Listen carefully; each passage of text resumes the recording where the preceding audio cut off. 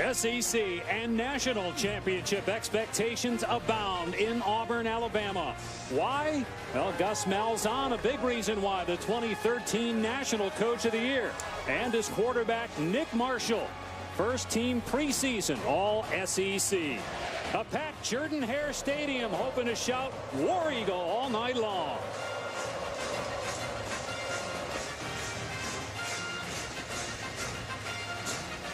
We welcome you to ESPN College Football Primetime. And you're watching the SEC on ESPN. The fifth-ranked Auburn Tigers taking on San Jose State. Auburn won its SEC opener last week against Arkansas.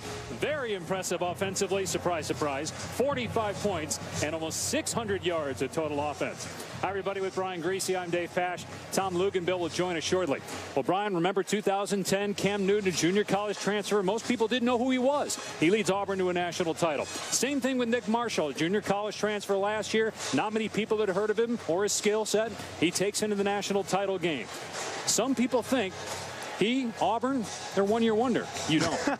No, I don't. I'm not in that camp. As good a year as he had last year, I think he can be better in 2014. The big reason why, his offseason work throwing the football. He worked with offensive coordinator Rhett Lashley, Gus Malzahn, all summer long to improve his footwork, his reads downfield. We know how much sting this running attack has for Auburn. You start to add in the play action elements, and Nick Marshall running this offense, having his second year in the system with Gus Malzahn, who's never had a quarterback in his second year, I think the sky is the limit for Nick Marshall. He lost his left tackle, Greg Robinson, the #2 pick in the draft. Trey Maceman, Heisman candidate last year. He's in the NFL, but 9 starters back. They have some new weapons at the wide receiver position as well this year. With more, here's Tom Luganbill. Well, tonight, guys, Sammy Coates will go ahead and sit this one out. It's precautionary. It's a left leg injury. Not a big situation there. For Auburn, though, it's all about DeQuil Williams, the #1 ranked overall player in the 2014 class out of the junior college ranks. Burst onto the scene a week ago with 9 catches and providing an element to this offense that adds more weapons than they've ever had before on the perimeter. So when you take a look at DeQuil Williams and what he brings to this offense, take a look at him in the slot. You're going to notice him matched up against slot safeties and Sam linebackers, and he's an utter mismatch for opposing defense. DeQuil Williams is the new go-to guy for this offense as we see Auburn take the field in their quest for a second consecutive SEC championship. And the fifth-ranked Tigers tonight welcome San Jose State. Kickoff is coming up from Jordan-Hare Stadium here in Auburn.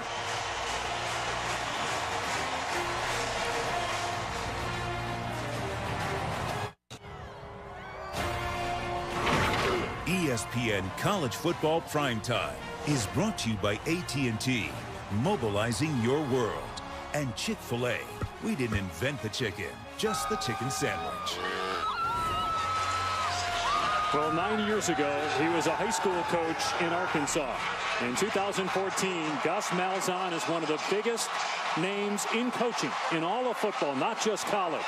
He's in his second season as the head coach at Auburn. He was an assistant and ran that offense for Cam Newton and company when they won the championship in 2010. And he's got to feel like a kid on Christmas morning with having Nick Marshall back for a second year. They've worked all offseason about how they're going to throw the ball down the field, and he can't wait to see how it's going to play out. Ron Carragher in his second year replaced Mike McIntyre, who led San Jose State to 11 wins in 2012. McIntyre took the Colorado job, and Carragher comes from University of San Diego. He succeeded Jim Harbaugh there, former UCLA quarterback. Auburn won the toss and elected to receive. We'll get a look at that offense coming up.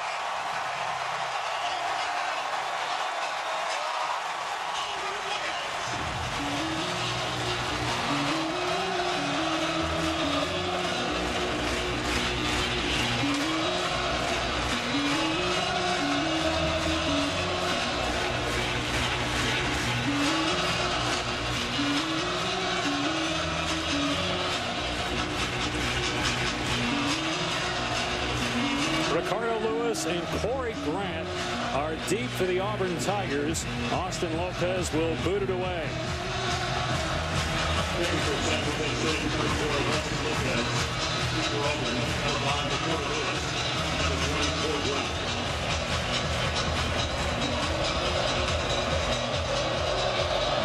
And we're underway here in Auburn.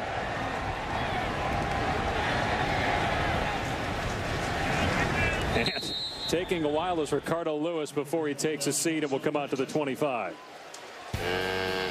Let's take a look at tonight's Chick-fil-A impact players. Well, the coaches for Auburn feel like Duke Williams has changed everything for them on offense. He'll get a lot of looks without Sammy Coates playing this game. Uzama, how will he replace Jay Prosh in the running and passing game? And San Jose State's got their hands full. There's no question tonight, but Travis Rasidi, their best defensive tackle, and Christian Taga will be all over the field, sideline to sideline, chasing this Auburn rushing attack. First start for Nick Marshall. Did not start in week 1 because of a suspension, an off-the-field incident. Played the second half. Jeremy Johnson started the game and played great. And here's Marshall on the keeper on first down and showing strength out near the 35-yard line. Marshall last year accounted for 26 touchdowns, had over 1,000 rushing yards and almost 2,000 passing yards. Yeah, you mentioned that suspension. I feel like Nick Marshall handled that beautifully in the offseason. You make a mistake, you own up to it, stood up in front of the team, really came out as a leader. They get the first down here with Corey Grant, tackled at the 45. You mentioned that Marshall stood up and talked to the team. Gus Malzahn didn't tell him to do that. Marshall did it on his own. That's a sign of leadership. As a quarterback, you've got to take that role. He missed going to the ESPYs. You know, he missed going to media days. There were some things that he missed in the offseason, and all your teammates watch how you react to that. Marshall throwing here, and it's caught by Lewis. He can't get away from Deshaun Frierson.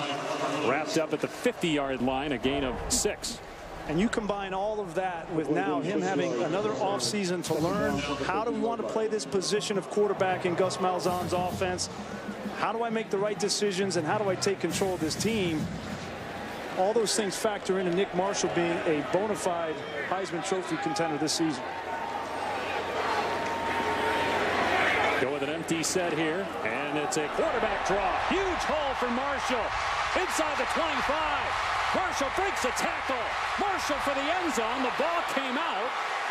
No ruling yet. It went out of the end zone. It's a touchback. It's going to be San Jose State ball. A 49-yard run. He fumbled before pay dirt. And then it went out of the end zone, so it's a touchback. San Jose State ball. Great effort on the back end by San Jose State. Get an arm on that ball. You got to secure it all the way across the goal line. Quan Bray, number 4, there had a chance, but Jimmy Pruitt knocked it out just before Marshall scored. I know Nick Marshall's fast, and he feels like nobody's going to catch him from behind, but that's just giving a little bit of an opportunity for a guy to catch up and turns a touchdown into a touchback.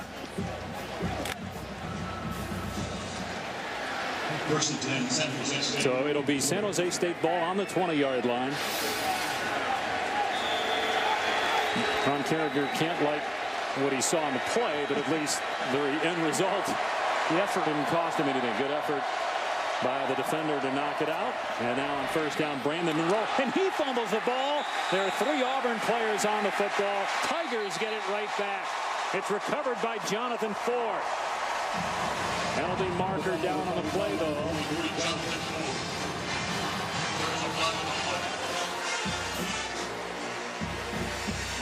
Might be a face mask here. That appeared to be what the linesman was mouthing to the referee, Dan Romeo. If that's the case, San Jose State will get the ball back.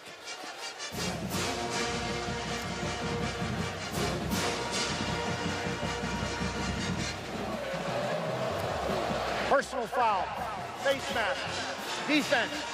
That's a 15-yard penalty from the end of the fumble. First down. Well, so far San Jose State has looked horrible, yet they have the ball at their 37-yard line because of Auburn mistakes. Well, and you think about it, Ron Carragher's really behind the 8 ball. His starting tailback coming into the season. Jared Lawson was suspended for 2 games, and then Tom Tucker out with a foot. So they're really behind the 8 ball at that tailback position, and a mistake by Brandon Moore. And the quarterback dumping it off Blake Jurich to his best receiver, Tyler Winston. And Winston is in the Auburn territory. Last week, Jurich only had 3 incompletions and had 3 touchdown passes. And he found Winston 10 times in that Week 1 win. Well, and Winston's got to be the guy that gets involved early in this game. Not only did he have 10 catches last week, Dave, last 3 games he's had 10 catches apiece. So he is without question their go-to receiver. Freshman of the year in the Mountain West last year. So from the Auburn 45, an empty set here.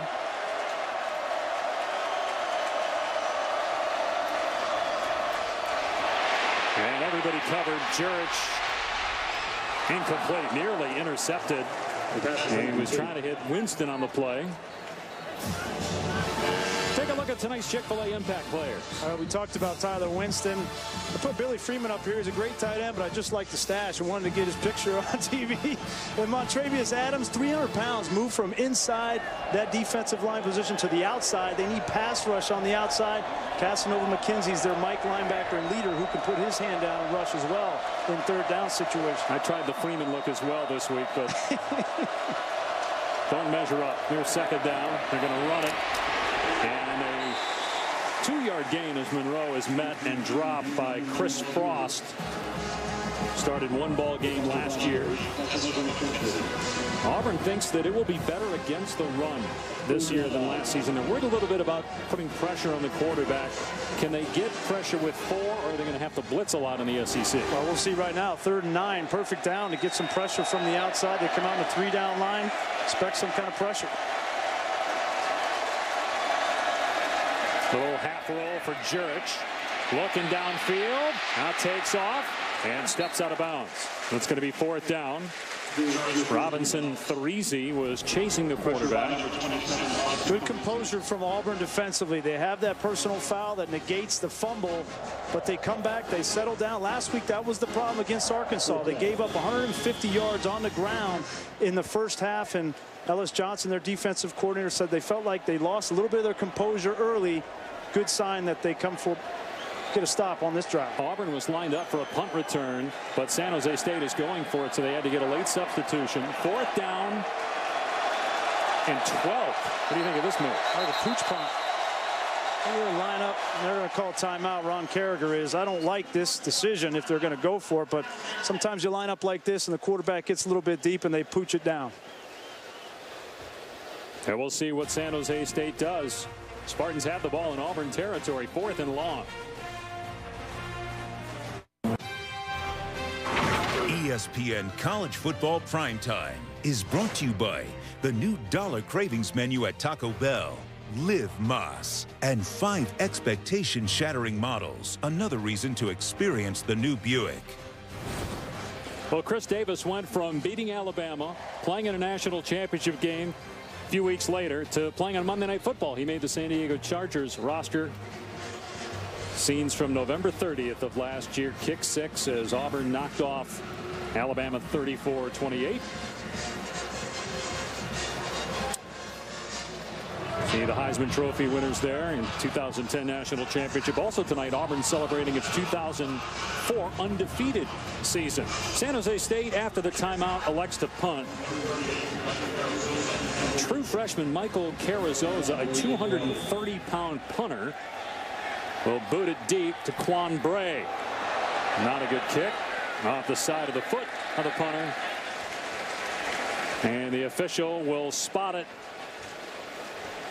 past the 30 and about the 32-yard line. It's a 15-yard punt. No score. Could have been 7-0 if not for Marshall fumbling it out of the end zone just before he scored.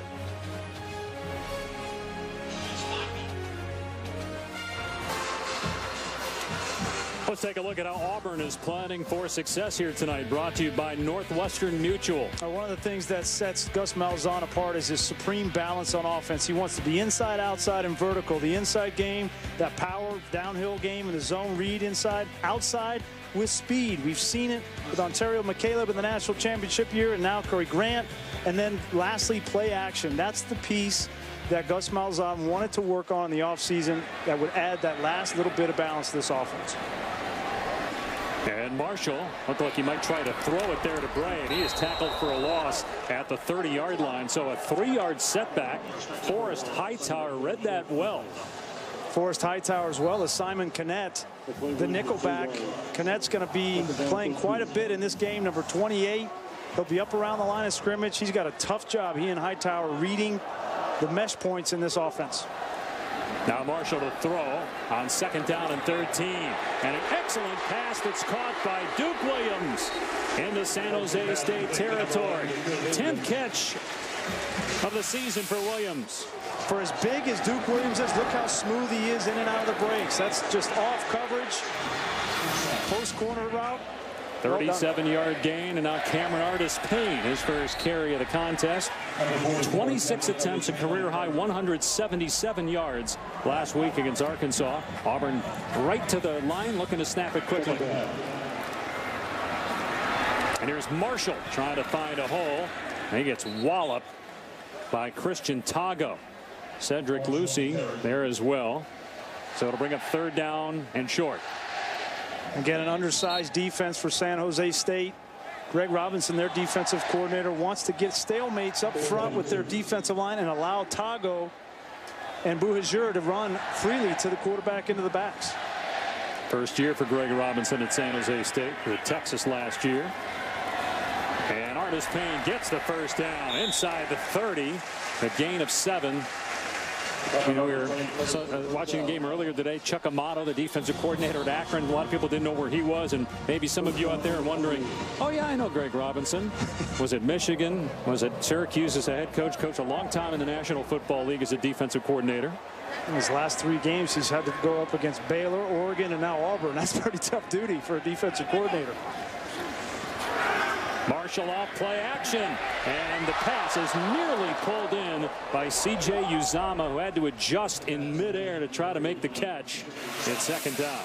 And these are the plays, the play action package that Gus Malzahn wants to start to employ. You see here a little bit of breakdown in the pocket, and Nick Marshall had to throw that a little bit before he wanted to, but if that ball's thrown downfield on the pylon, it's an easy catch for Uzama.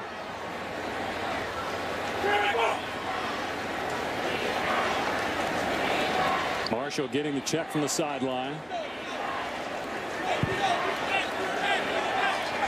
And the play clock down to 5, 2nd and 10. Marshall dumping it off to Marcus Davis, tackled short of the 1st down at the 20 by Vince Buhajir. Missed all of last year with an injury, as Auburn again right to the line, 3rd down and about 2. Artis-Payne picking up the 1st down all the way to the 8-yard line. A gain of 12 on the play. 1st and goal for the Tigers. And that's, I mean, what a luxury that is on 3rd and 4 to be able to go hurry up and run a zone read and get a 1st down. But that's why they're so explosive. Artis-Payne again. Grab from behind at the 6-yard line by Lucy. Picked up a couple there. Trey Mason last year had 23 touchdowns, rushed for over 1,800 yards. They think Artis-Payne, who played some last year, has the same kind of talent as Mason. Well, he dropped 10 pounds. He said he wanted to be quicker. He didn't want to be known just as that sledgehammer in between the tackles. He wanted to run outside as well. On 2nd and goal, Artis-Payne inside the 5. And Buhajir greets him at the 4-yard line. So 3rd down and goal. He talked a lot about in our meetings about how Auburn has become 3-dimensional run, pass, play action. So there are a lot of options here for Nick Marshall. Yeah, but here you keep the ball on the ground. I think, you know, with a quarterback like Nick Marshall, with his ability to run in the red zone, everything is constricted. The passing lanes are tighter. So we expect them to keep it on the ground. 3rd down and goal.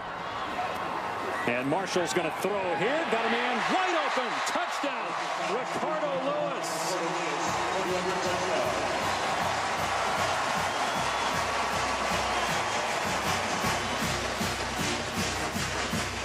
Great design from Gus Malzahn. You can tell this is part of the package that they've been working on. They came out in an unbalanced line. They hid Ricardo Lewis in a wing. San Jose State didn't recognize it, and he was wide open for the touchdown. Lewis had that miraculous game-winning touchdown against Georgia last year. That was much easier. As he gets the first touchdown of the game, point after is good. And it's 7-0 Auburn.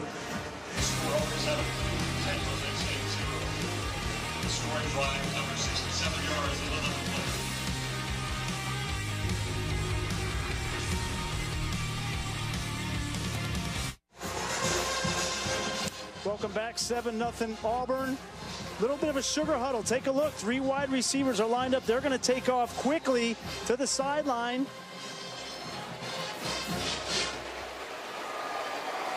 There they go. Now they're coming out to the sideline, and then they're going to come out an unbalanced set. You see 3 offensive linemen lined up to the right. Here's Ricardo Lewis. He's just going to sneak out in the back, and San Jose State is not ready for it.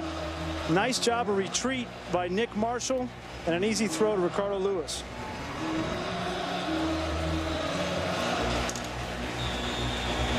11-play, 67-yard drive. Marshall 3 of 3 passing on 3rd down on that possession, including the touchdown toss to Lewis. Could easily be 14-0. Marshall fumbled inside the 5-yard line on his way to the end zone, fumbled it out of the end zone. A deep kickoff that will be a touchback, come out to the 25. Let's go to the studio and say hello to Adnan Vert. Hello, Dave Pasch. Taco Bell studio update along with Coach Butch Davis. Michigan State and Oregon. Thomas Tyner, the touchdown here. Yeah, just a simple dive play, pushes it in, gets it in for the touchdown. And then Taylor Alley to DeForest Buckner. Oregon goes for 2, and they get it. Yeah, this is one of those things you line up, you could call them back in to kick it. They got a mismatch 2-on-1. They take the opportunity, get the 2-point play. 11-0 Ducks. Dave, back to you. How about Oregon? They're smashing Michigan State on that play we just saw on the touchdown. A lot of people wondered if they could be physical with Michigan State. Off the pump fake. Jurich got a man. It's caught. Pulled in by Tyler Irvin. Inside the 30. He didn't step out. He'll score. Touchdown, San Jose State. A 75-yard catch and run by Irvin. Touchdown play, 75 yards.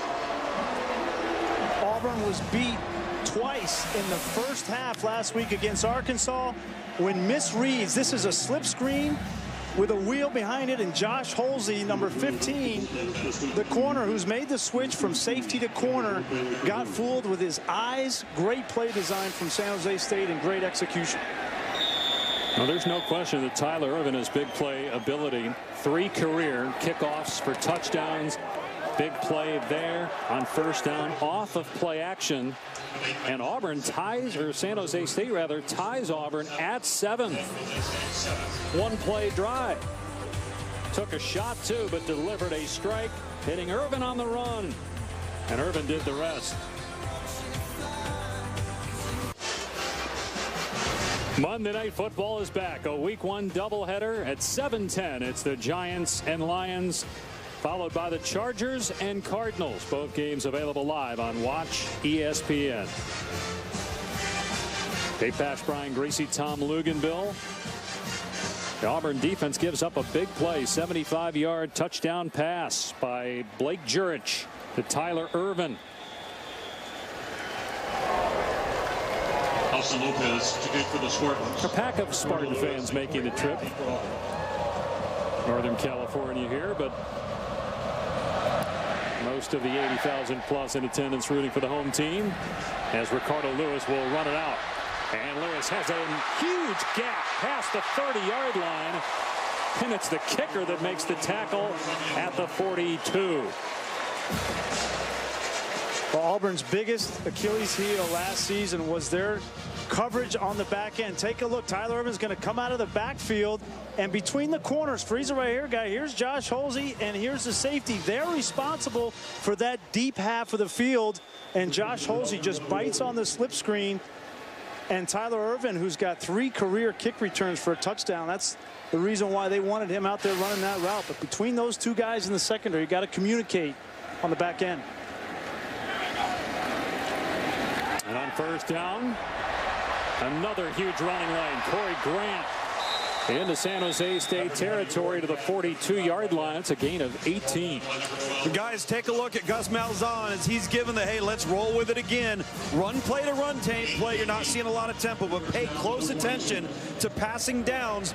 That's when they're going to go up tempo. That's the trend in the first quarter for Auburn here. Motion Grant into the backfield. They'll give it to him here inside the 35. And down to the 30-yard line. He's going to have to make a cut until he's about 8 or 9 yards downfield because the offensive line paving a way for him.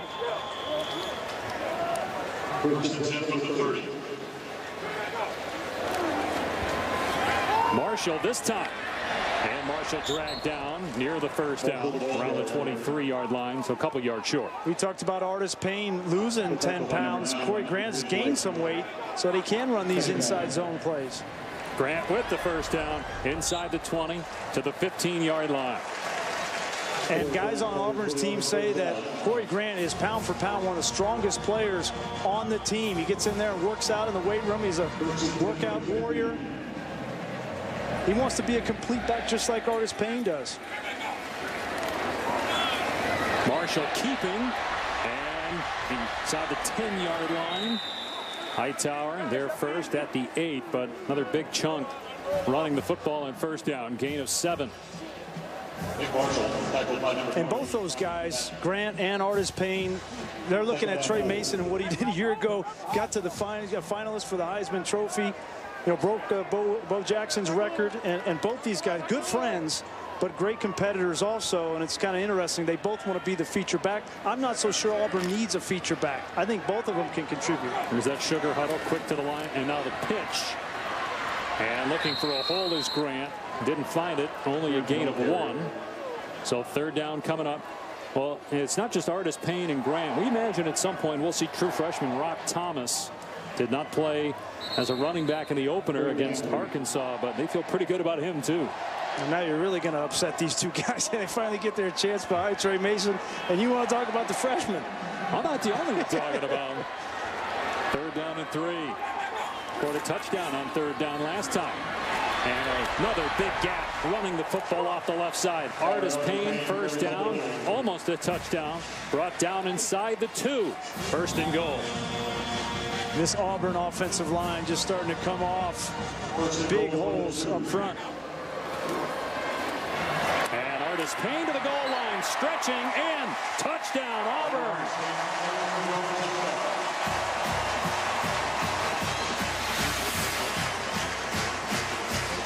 Good effort there by Tago, the linebacker.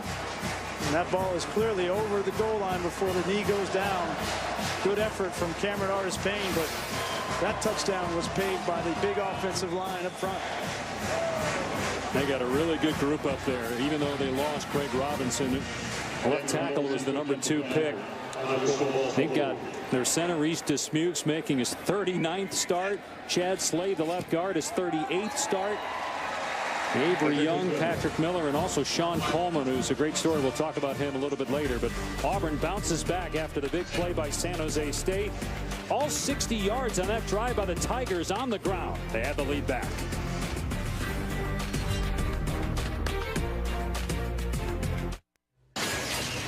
Adnan Burke and Robert Smith in our college football studios. Michigan State and Oregon, Jeremy Langford, 16-yard touchdown run here.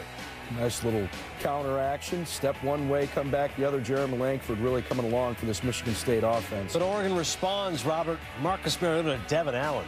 It looked like some sort of mix-up in the secondary there. Drummond, one of the more experienced guys, came up. Got him right behind. Ducks leading it by 11. Dave Pasch, back to you. Well, Big Ten unimpressive, to put it kindly, today. Michigan State needs that game, not just for it, but for the conference. It's all about perspective now in the playoff era. That's a tough assignment in Pat Narduzzi, one of the best in the business at adjusting. I fully anticipate them getting back on track. Another deep kickoff. And Irvin will take a knee. It'll come out to the 25. Let's bring in Tom Luganville. Well, guys, just watching the dynamic between Gus Malzahn and Rhett Lashley, the offensive coordinator. Now, Rhett Lashley has been with Gus Malzahn since he was a player at Shiloh Christian High School, so there may be no more of a trusted offensive assistant in all of college football. And as they got down here inside the red area, their communication, they see the down and distance. Gus is going to yell it out to Rhett. Rhett's going to give him a couple of choices based on their sheet for down and distance, and then Gus takes one of those that he likes, dictates the tempo, and off they go. It's a really interesting dynamic of communication down here. San Jose State back on offense. Get back to that point that Tom just made here. As they run it, Monroe to the 30-yard line, gain of 5. Well, Rhett Lashley, I think that's a guy we're going to be talking about in football for a long time. He played for Malzahn in high school, so maybe no one knows Malzahn's offense better than Lashley. Been his OC now a few years, including at Arkansas State. Likely a head coach at some point. Yeah, no, he was really impressive in our conversations with him. He has full command and control of this offense. I think Gus Malzahn is beginning to give him more and more, as Tom was alluding to, giving options as to what plays to call. That's not easy to do. Here comes a sweep to Tyler Irvin, and again showing his speed. They get nailed by Therizi, but San Jose State will take that. A first down outside the 35-yard line to about the 38.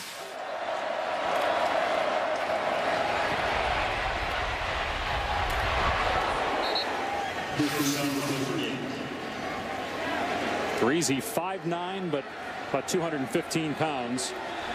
Yeah, he's put together. We saw him in practice yesterday. It's not easy to get 215 on 5'9".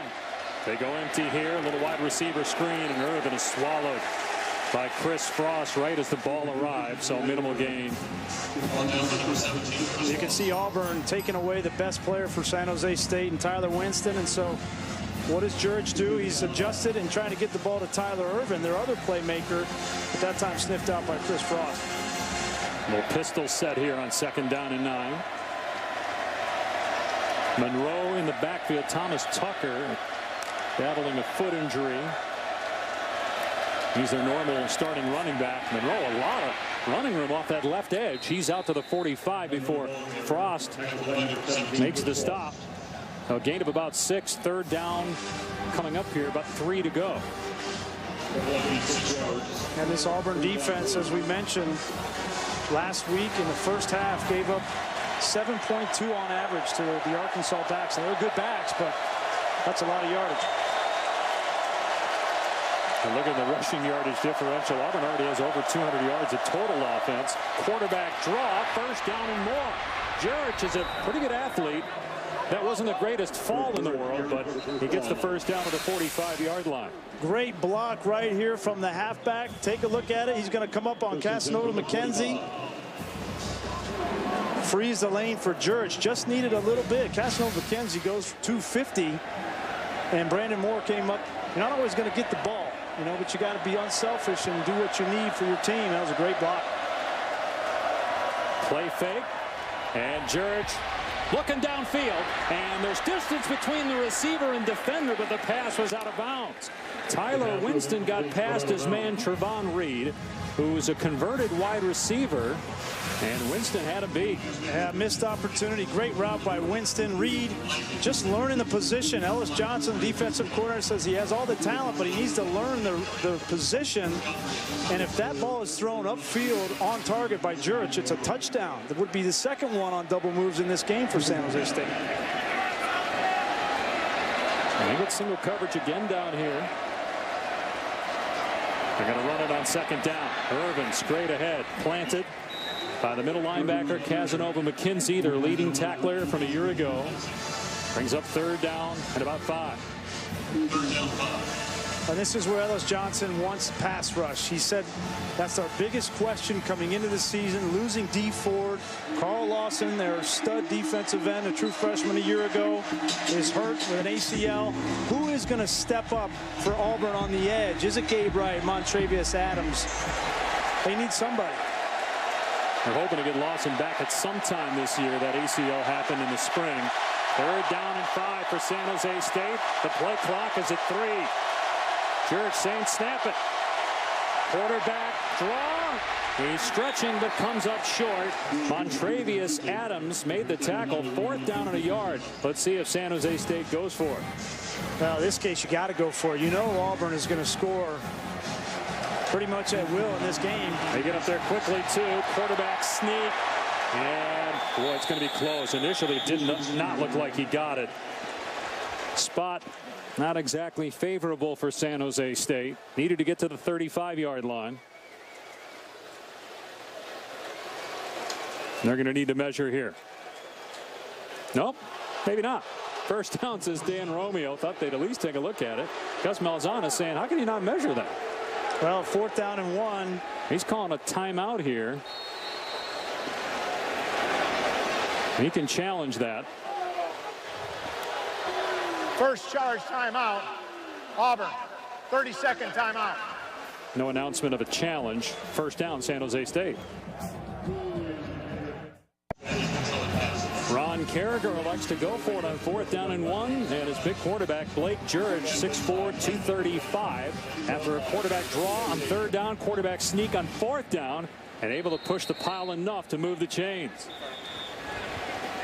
And even if Malzahn would challenge that, it'd be tough to overrule it. You looked like you could see the ball there. Just surprised they didn't measure it initially.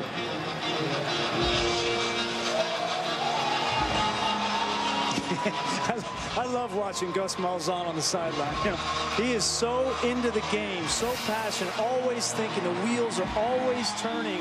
And it's not just when his offense is on the field. It's throughout the entire game. He may burn more calories on the sideline than any coach in college football. Funny, when you and I were watching practice Thursday, you mentioned that, and I kept watching him. And he didn't stop. Back and forth, sideline to sideline. Okay, so we did get the challenge from Gus Malzahn. And again, it's going to be very tough. You have to have indisputable video evidence to overturn the ruling in the field. And you have to be able to see the ball clearly here.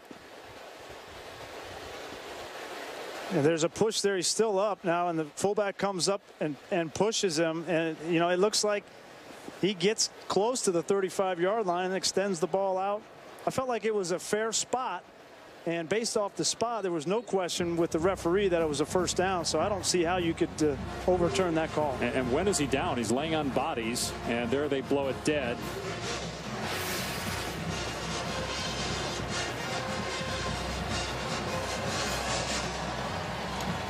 But San Jose State, you got to be impressed with what we've seen from them offensively. You know, Blake Jurich has shown that he can run the football.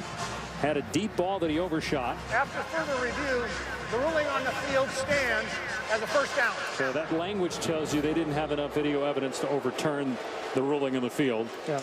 So play stands, first down and 10 at the 35-yard line of Auburn. And if I'm Ron Carragher here, you know, you get to the 35-yard line, you've taken 2 shots downfield, both of which were open. You hit one, you miss one. If I get man-to-man coverage here, I'm going to take a shot on this Auburn defensive secondary. Primarily Mountain West officials tonight. First down and 10. Blake Jurich, new starter. David Fales is the guy he replaced. Fales is in the NFL. Late round draft choice. Here's Urban on the cutback. Flag flies. Urban loose on the perimeter. Inside the 25 and bang that out of bounds around the 20. But the flag thrown in the area of offensive holding.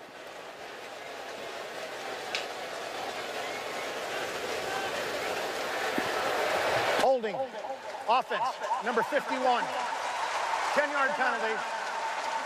Still first down. That's their center, team captain David Peterson. Yeah, he was tangled up with Gabe Wright right in the middle of the screen. Take a look. Wright got upfield and was in position to make the play and just tried to disengage. It's a good call.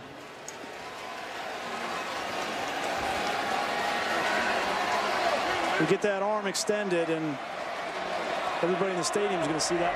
First penalty of the game. So now it's first and 20. And no running room that time for Hifu. Got back to the line of scrimmage. And brought down by Frost. That'll be second down and 20 as we near 1 minute remaining here in the opening quarter. 14-7 Auburn. Tigers also look like they're going to get another touchdown, but Nick Marshall fumbled as he was trying to get into the end zone at about the 2-yard line. Second down. Ball went through the end zone. It was a touchback.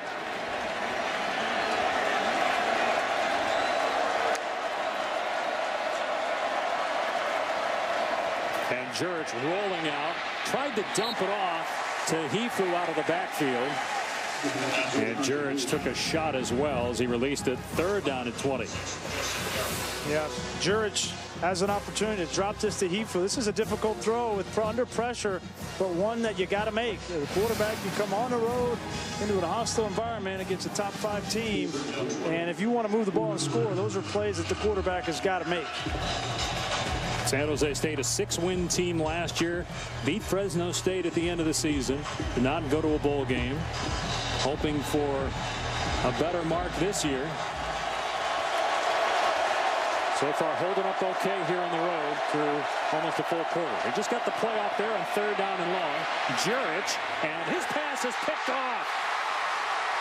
Jermaine Whitehead bringing it back into San Jose State territory. He had a pick 6 last week.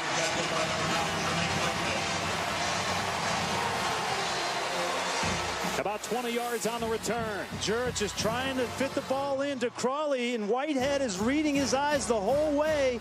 Great job of not interfering by Whitehead. He's keying him right off the bat, just baiting Jurich. Makes a great play on the ball. Jermaine Whitehead has got to be the leader in the secondary for Auburn. He had an interception a week ago. He's got to get these guys lined up and get their confidence back playing man-to-man coverage, and doing these kind of plays will go a long way. Whitehead, a senior from Mississippi, 29th career start tonight, and gives the ball back to his offense in San Jose State territory. Marshall hands it off. Artis-Payne trying to shed a tackler. Can't. Brought down after a good gain, though, of about 7 at the 38-yard line. Artis-Payne, a senior. Corey Grant, a senior. And Nick Marshall, a senior. A lot of experience, even though many of the players didn't get a lot of reps. They've been on the team for 4 or 5 years. Artis-Payne busting it to the outside. And contact finally made inside the 25-yard line. A gain of about 15. And that's the end of the first quarter. Well over 200 yards total offense. Auburn, which led the nation in rushing last year.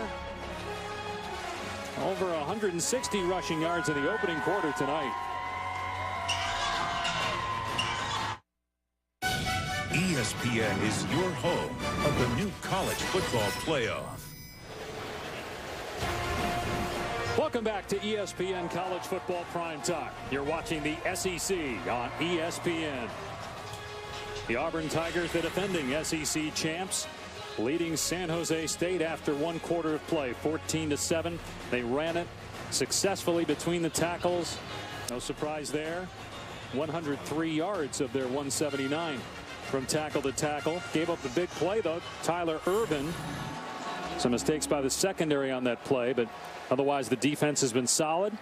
A takeaway by Jermaine Whitehead with an interception. Nick Marshall also with a giveaway, fumbling the ball as he was going in to score. First down inside the 25 of San Jose State. And there's a movement up front. Delay of game. Offense. 5-yard penalty. First down. And Gus Malzahn wondering, okay, how does that happen out of a timeout? and when he doesn't get upset with the quarterback, he knows it was probably his fault. You come from the sideline, you got to get that play called and get those guys on the field. So 1st and 15.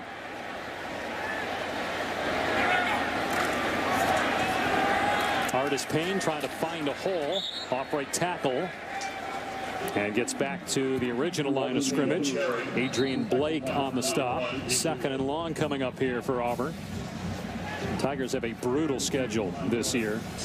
They go to Kansas State. They're off next week, and then they go to Kansas State Thursday night on ESPN, although the Wildcats didn't look great against Iowa State today. And, of course, their SEC schedule. Here's Grant to the outside. And Grant upended right at the first down marker by Jimmy Pruitt. 3rd down and 1 coming up. And you see so many different paces from Auburn. They sugar huddle here. Normally when they do this, it's some kind of misdirection, some kind of naked or reverse or pass of some sort. They get in that quick up-tempo out of the huddle, and that's how Gus likes to disguise his formations. So 3rd down and 1.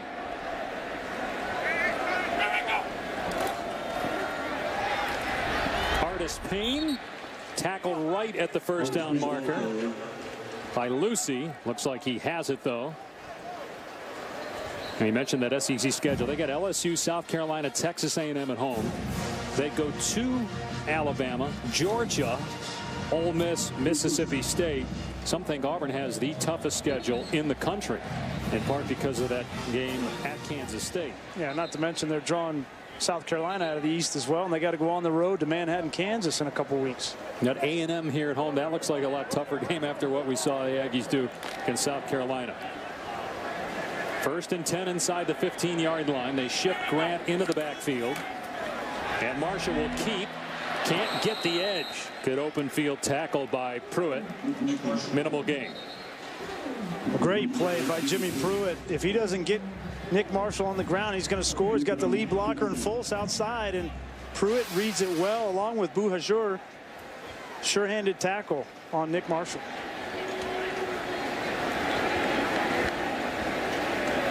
This looks like a pressure look from San Jose, and Gus Malzahn's trying to read it from the sideline. And Marshall to throw. Pass is high and incomplete. Try to hit Da'Keel Williams. Cleveland Wallace defending. 3rd and long. They read that perfectly. Brought the blitz off the edge and just didn't execute with the throw. Duke Williams, a big target, could have brought that down. Got man-to-man again at the bottom of the screen on Duke Williams. And again, looking to the sideline, Malzahn and his assistants having a conversation. Now the check comes. Marshall drops back into the gun. Marshall throwing. This time hits Williams to the 5-yard line and tackled right at the 1st down marker by Hightower. I think you get man-to-man coverage with Duke Williams at any point in this game. You can take that shot. I think that's the approach Gus Malzahn's going to take. It's so big. 4th down they're going to go here. 4th and inches. The way this offensive line has been coming off, you mentioned the production inside the tackles. This would be Cameron Artis-Payne territory. Yeah, Auburn they did have enough guys on the field. Lewis, back in your screen. He thought the coaches were telling him to come out of the game. Here's Marshall and Artis-Payne to the end zone. Touchdown, Auburn. 2nd touchdown tonight for Cameron Artis-Payne. He had 6 all of last year.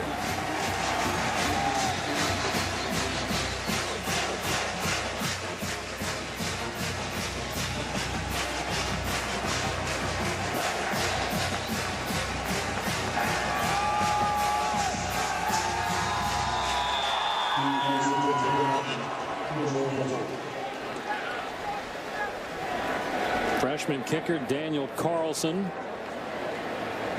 trying to make it 21-7. A 2-touchdown lead for Auburn. You had this kind of an offense with this number of players that can make plays. You can go for it on 4th down too.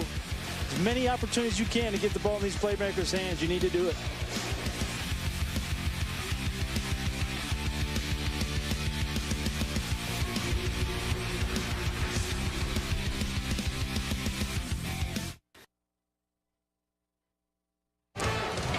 Get your first NFL Sunday started at 10 a.m. on ESPN with Sunday NFL Countdown presented by Snickers.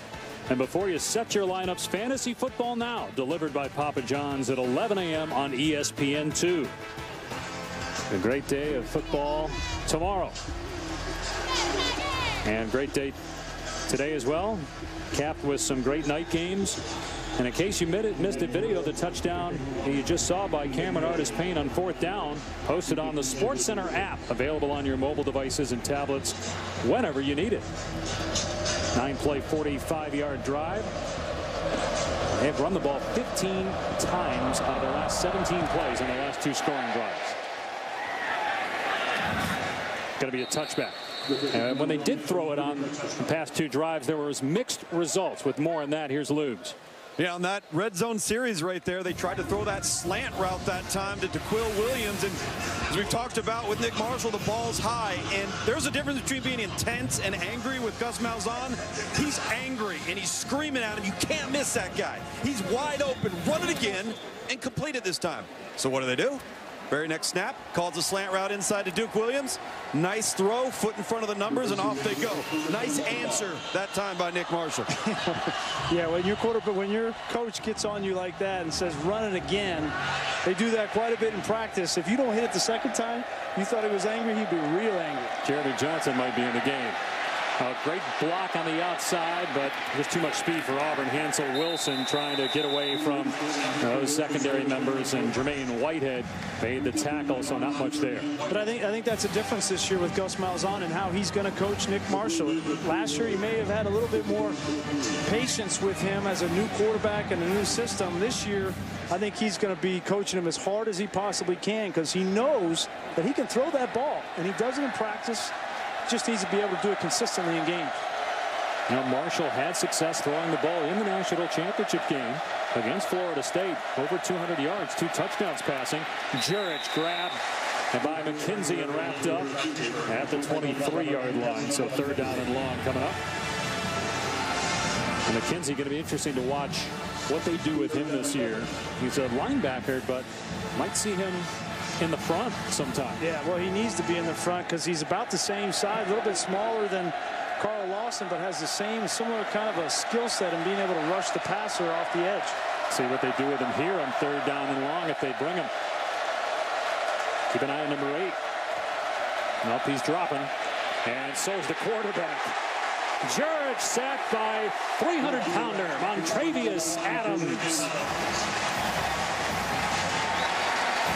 Ellis Johnson was on Montravius Adams to get to the quarterback. He comes inside in 3rd down situation. That's just a great rip move. He's so big and he's so quick. Now that he's figured out the defense and how to use his hands, he's dangerous. Carrizosa punting. Quan Bray, the deep man. Bray into San Jose State territory. Made the first guy miss. The second man, a third. Inside the 20. Touchdown, Auburn, 55 yards.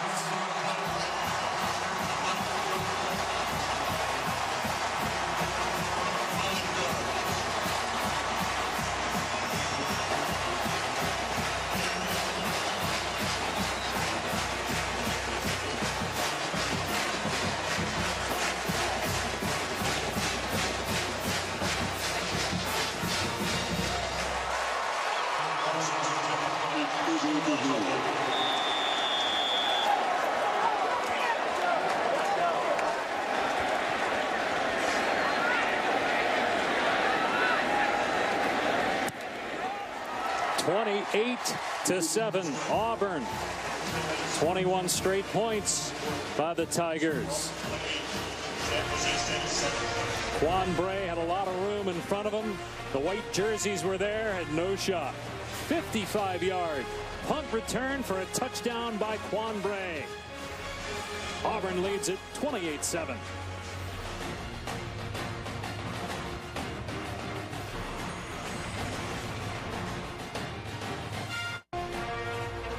ESPN College Football Primetime is brought to you by Buffalo Wild Wings, the official hangout for NCAA football, and Dick's Sporting Goods. Visit ESPN Fan Shop powered by Dick's Sporting Goods for your officially licensed fan gear. With Brian Gracie, Tom Lugan, Bill, and Auburn, I'm Dave Pash. And Auburn on top, 28-7 over San Jose State. Some big games tonight in college football. Michigan State and Oregon. Spartans actually leading at halftime on the road. You were ready to bury him after the first highlight. They were down 11-0 at one point. Connor Cook looks like he's on fire. 2 touchdowns, over 200 yards passing in the first half. Ohio State, Virginia Tech just underway. Over on ESPN. As that kickoff goes into the front row. Well, so far Auburn rolling on offense and special teams. 200 yards on the ground.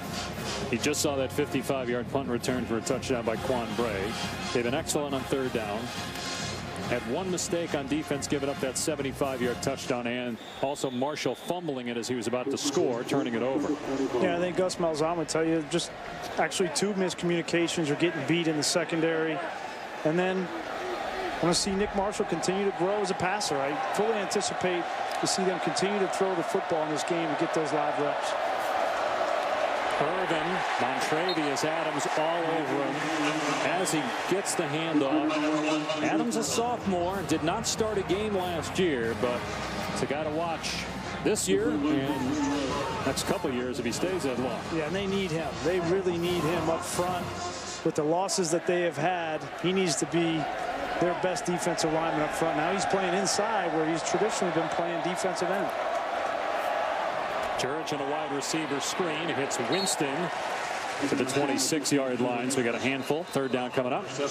You know, Montravius Adams was a top 15 overall player for us 2 years ago when he came out. Now, keep in mind, he came out in the same class with Carl Lawson, who was right behind Robert Kimdichie in our minds as pure pass rush defensive ends. And we're seeing tonight with Montravius Adams, he's starting to grow up a little bit. He's in much better condition now that he's gotten to a collegiate program than he ever was before, which is allowing him to star and blossom as a player. You got him, Blackson, Gabe Wright, and Whitaker all around 300 pounds on that defensive line as the 4 starters. Jurich in trouble and sacked at the 20-yard line. There's Wright. Brings up 4th down. Well, you didn't even mention Ladarius White. Also, you're going to see, here's Ladarius White, but watch the push from this defensive front. Ellis Johnson was telling us they're bigger, almost as you said, all 300 pounds around it. That was Gabe Wright getting in, but he likes the fact that he's got a big defensive front. You're talking about Ladarius Owens there. Elijah Daniel as well, as that might have hit a San Jose State player, but it's Auburn ball around the 45-yard line. Starting to get pressure on the San Jose State quarterback. Auburn leading by 3 scores.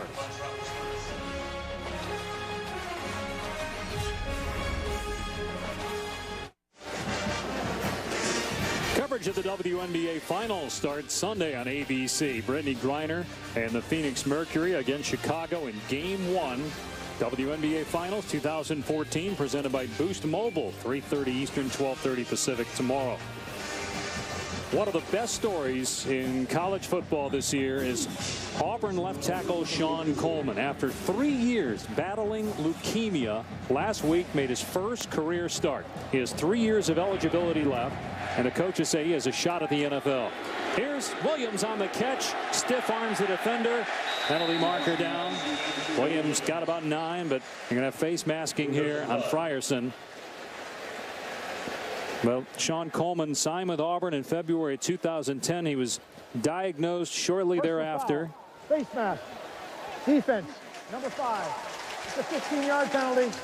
First down. I thought it was really classy of the NFL. He got to announce a draft pick this year at the draft, and here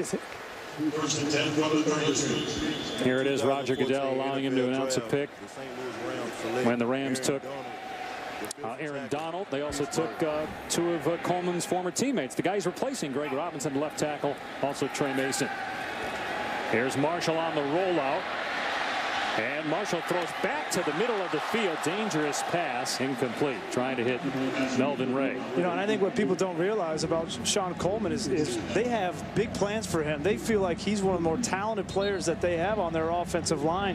In fact, Gabe Wright, the defensive tackle, said that he's one of the best run blockers he's ever seen, and he's actually stronger than Greg Robinson. So it's not like this is just a feel-good story. Sean Coleman is an outstanding football player with a bright future in front of him.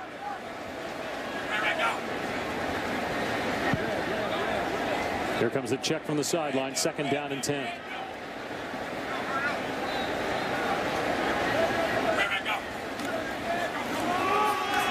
Artis-Payne busting it to the outside. To the 20-yard line. Beautiful move there to the 10, 5, and out of bounds around the 1. He talked about him losing weight. How about the quicks? 31-yard scamper. He looks quicker. He's now went down from 220 to 210, and he wanted to be that every down back that could feel confident that he had the speed to bounce it. Right there, no question. They'll give it to him again, and he's in. Touchdown, Auburn. Third today for Cameron Artis-Payne.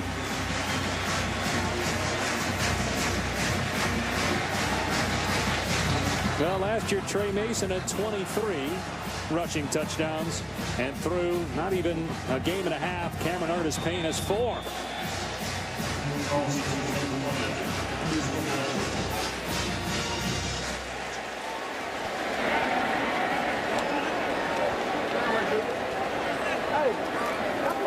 There are a lot of good backs in the SEC. Todd Gurley, of course, at Georgia. Mike Davis at South Carolina. Cameron Artis-Payne, a guy to watch in the SEC here in 2014 also.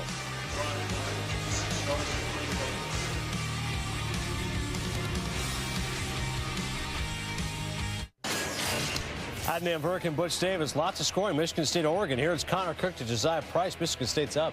I tell you what, you get in the red zone, you better defend the uprights of the end zone. Great touch throw. 6-point lead for the Spartans. Dave, back to you. I'm going to hear Coach Davis's voice in the studio. He coached in many of games like this where it's 85 degrees with 100% humidity. Let's look at Auburn's numbers when they scored 30 or more. And school record, 12 straight games now, 30+. And during that span, they've been over 47 times and likely going to be 8. You see anybody this year keeping them under 30? Well, we watched Alabama last week, and it didn't look like their defense would be able to do it. Actually, they kept them under 30 last year. They just gave up the special teams touchdown at the end of the game. Here's Irvin. Scored the touchdown for San Jose State. Nice return here out past the 30. Let's take a look at this week's college football rankings brought to you by Allstate, the AP Top 10. Alabama won the day. Oregon, as we mentioned, trailing at halftime. No problem for Oklahoma. And A&M in a delay right now. Ohio State, Virginia Tech over on ESPN. Georgia not playing this week. The story really of the day is the Big Ten underperforming in games against the MAC, and really all of the chips are in with Michigan State. I mean, they're really the only team in the Big Ten right now that has a chance to impress. Efu for about 4 yards. So if Ohio State beats Virginia Tech, obviously it's not the same degree as Michigan State going on the road and beating Oregon. Ohio State struggled in the first half at Navy last week before pulling away. And Wisconsin had that lead against LSU despite poor quarterback play, and then gave away the lead. Well, Wisconsin looked awful today. 2nd and 7, no running room for Efu. 3rd down and long. You know, with teams, I know it's easy to get excited week 1, and you get excited about seeing Texas A&M, and USC looks great versus Fresno, and then narrowly ekes one out versus Stanford tonight. But I think everybody needs to tap the brakes a little bit. We don't know enough yet. Nobody is as good as they may have looked, and probably nobody's as poor as they may have looked. And in the era of the human mindset and the subjectivity of the college football playoff, perception is going to be everything. That's why the Big Ten and how they perform this weekend is going to be critical down the stretch. The era of the human. Mark that down from Luke's. Nice pass by Jurich on 3rd down. Then Crawley gets the 1st down. Well, think about it. Let me back Luke's up here, because in the past you had humans and computers. Now you just have 13 people in a room picking the Final Four. Yeah, I think the biggest difference now is with this component is they're trying to figure out who is the best team. Not the most deserving team, but the best team. And that's where the human element comes into it. That say you have an injury and you want to say this team should be there, but they have an injury. That's where I think the judgment call comes in. Here's Efu, big hole, and gets the 1st down. I think everybody loves the fact that there is a playoff now. You have 4 teams. But there's uncertainty as to the expectations for this group. How much are they going to consider injuries? How much film are they going to actually watch? Are they going to watch more film on games later in the season than games earlier in the year, even in some of these big interconference matchups? And that's got to be offside. Gabe Wright jump.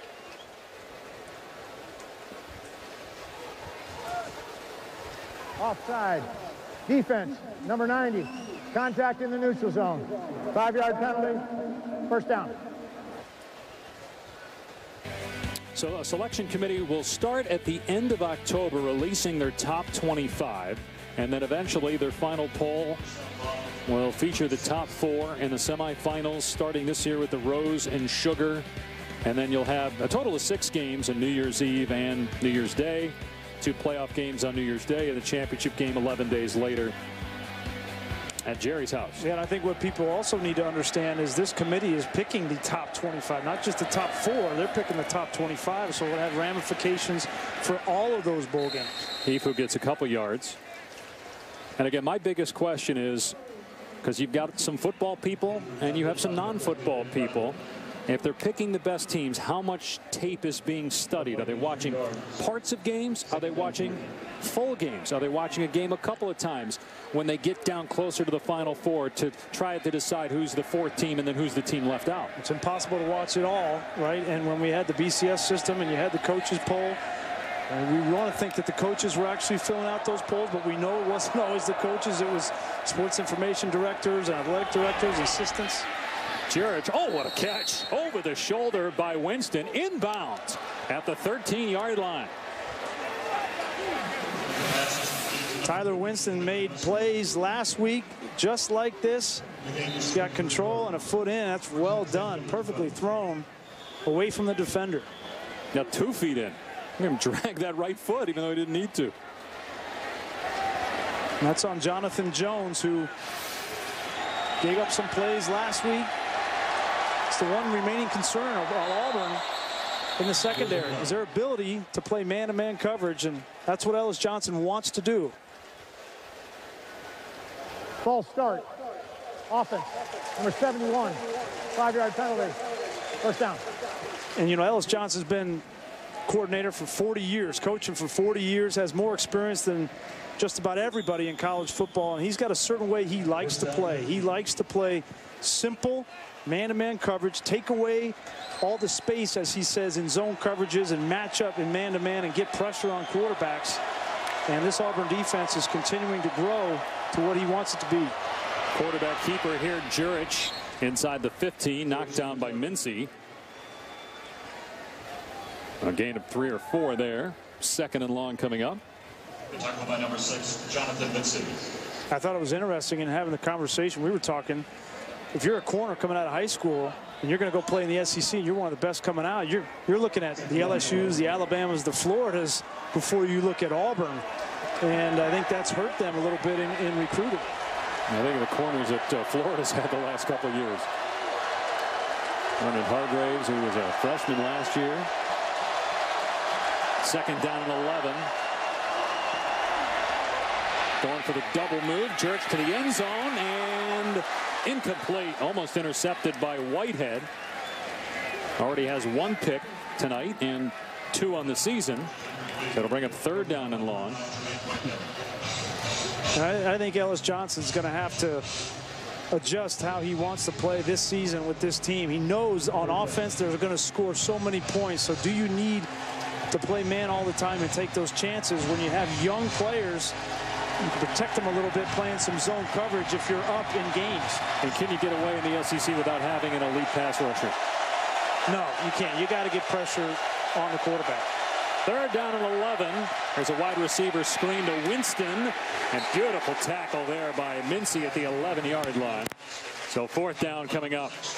And San Jose State will bring in the field goal team. Sorry, Dave. Mincy's that guy that really, their corner that they're trying to hang their hat on. He played well in the national championship game against Kelvin Benjamin. Gave up, at the end there, that play that allowed Florida State to get down and end up scoring that. But he's a guy that they need to play well in this man-to-man defense. Tough angle, 27 yards. Man, Austin Lopez makes it. And it's 35-10. Auburn late in the 2nd quarter.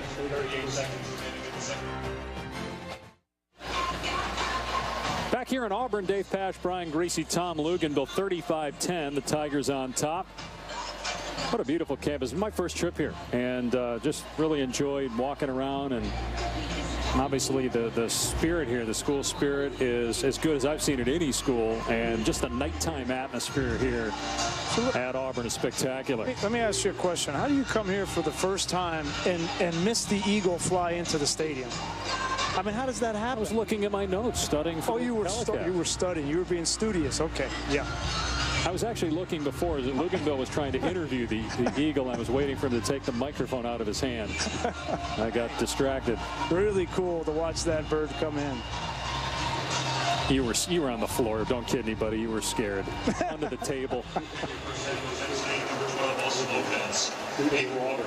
Now the expectations are back sky high here. 2 years ago they didn't win a league game. Last year they won the conference and played for a national championship 13 seconds away from winning a title. Here's a pooch kick.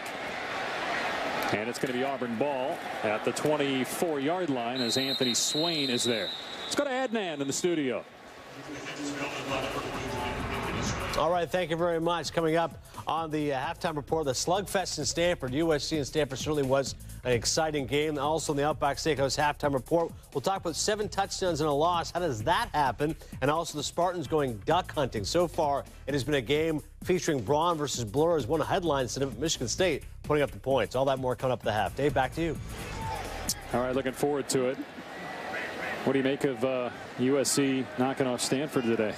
You know, it's not a surprise. I think, you know, the top 22 players on USC can play with anybody in the country. It's their depth that really concerns you. If they can stay healthy with the injection of energy from Steve Sarkisian, they're going to be a factor in the Pac-12. Marshall looking deep, showing off the arm strength. Knocked away at the last second. Incomplete. Cleveland Wallace, a transfer from Washington, batted it away before Ricardo Lewis could make the catch. This is Tom Luganville's best pregame interview. Guys, did he give anything good, Luke? Let me tell you something. I've learned how to phrase questions so that they can't give you a one-word answer, and he gave me nothing. Did you have dead mice in your pocket, Luke? Yes, I had several, and he ate every one. Corey Grant on the carry. There's a penalty flag down. I thought I heard him chirp the name Loogie, a la Steve Spurrier. Offense, number 51. 10-yard penalty. Second down. And Patrick Miller committing a penalty there. Holding.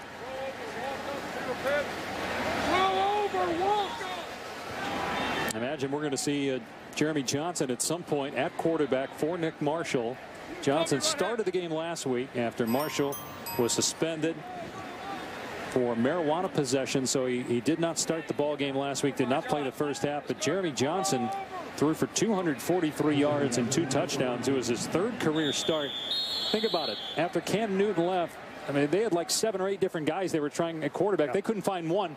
Now they have 2. Well, you could argue, and I would argue, that they have the 2 best quarterbacks in the SEC on the same team. Really? On the same team. Jeremy Johnson's an outstanding football player, and after Nick Marshall exhausts his eligibility, he has 2 years left. And oh, by the way, he's going to have a couple guys by the name of Sammy Coates and Duke Williams still on this team as well. So the future is bright for Jeremy Johnson. There will be a package for him this season. And I think if you're Gus Malzahn and Rhett Lashley, it may change the way you call a game and your level of anxiety around Nick Marshall getting hurt, knowing that you have such an outstanding player in Jeremy Johnson that can fill in. How would you call it? Would you call it differently? Would you change up formations, plays? Would you not run Johnson as often as you do Marshall? I just know that I wouldn't have any hesitation in calling any play in my offense any number of times. If I didn't have a good backup for Nick Marshall, I might force him to hand the ball a little bit more than the defense would certainly dictate. But I think it's just a luxury as a coach that you don't have that anxiety in having to prepare your backup quarterback in case your starter goes down. Well, you think about the quarterbacks in the SEC, you've got a lot of new guys. Kenny Hill performed very well. for Texas A&M, his first game replacing Johnny Manziel. But no more A.J. McCarron we saw last week. Obviously, even though Blake Sims played well, that question of who the next quarterback at Alabama is unsettled. Luke's has more downfield. You know, Jeremy Johnson, guys, if you go back to when he was recruited here by Gus Malzahn and signed by Auburn, and then Gus Malzahn takes the Arkansas State job. So he knew what was here when he came back to Auburn. And when they signed Nick Marshall out of the JUCO ranks, keep in mind, Nick Marshall was not involved in spring football prior to the start of last season. And the knowledge of what they had in Jeremy Johnson, albeit he was a true freshman, they were prepared, not quite knowing what was going to happen with Nick, to play with Jeremy Johnson as a legitimate opportunity and chance as a starter as a true freshman. So the confidence there is, as Grease has stated, it is a luxury that few coaches at any level of football have right now. You think Nick Saban wouldn't love to have that kind of situation right now? I mean, it's invaluable, and I think Auburn's going to benefit this year from it. By the way, what was going on there while we were having that discussion, San Jose State declined a holding penalty, so it's 3rd down and 8. Nearing 2 minutes to go. They're going to bring pressure here, and by the time Marshall threw that ball, Duke Williams was apparently not expecting it. Coming out of his break, it's 4th down. And this is why you continue to throw the ball even though you're up 35-10, is to get the communication right. There's a blitz here. You see the blitz coming right here, and the quarterback and the receiver have to read it at the same time. Clearly, Nick Marshall was expecting Duke Williams to break that off quicker, and nothing. You can't learn anything faster than experience. And for Duke Williams, that'll be a great experience to learn off the film. When I see those two guys blitz, I've got to break my route on. Here's Carlson booting it deep, and it's fair caught inside the 30-yard line. 41-yard punt, no return. And what he's saying, 2 guys came to your side, Duke. If 2 guys come to your side, that makes you hot. So you forget about your route that you were going to run as a part of that route. You got to break it off on a quick slant. And they're going to get better week in and week out. Marshall's learning every single day, and Duke Williams tonight, with having Sammy Coates out of the game, he's the featured guy, and so they're going to continue to get more and more on the same page as the season goes on. Coates is banged up, but not a serious injury, so he'll likely be back for Auburn's next game, which is until the 18th at Kansas State on a Thursday night. Catch made by Irvin, but wrapped up and dropped by Joshua Holsey. 2nd down. Maybe 1 yard on the game. You see this Auburn defense now starting to get a little more comfortable. We saw that last week after the first half. They settled down and really played well in the second half against Arkansas. And they need guys like Holsey, young players that playing for their first time, to continue to make these plays consistently. Completion there, a gain of 5 yards, so 3rd down and 4 for San Jose State.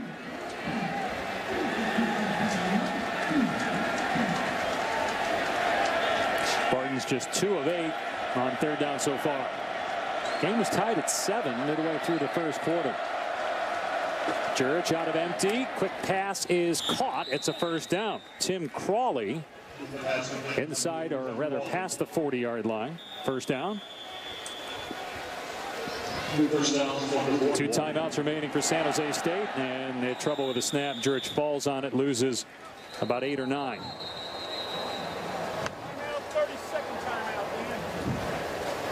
30-second timeout, San Jose State.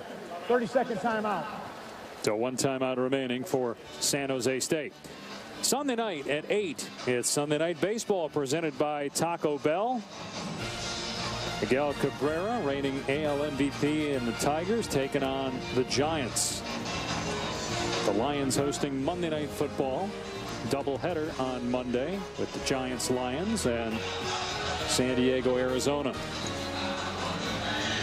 It gets to be that time of year where you've had college football for 2 weeks, and now you start with the NFL schedule, and you still have the baseball. I mean, what a great time of year for sports. Hoops will be starting here in about a month or so. Bruce Pearl, the new men's basketball coach. We had a chance to chat with him a little bit yesterday. Former colleague of ours here at ESPN.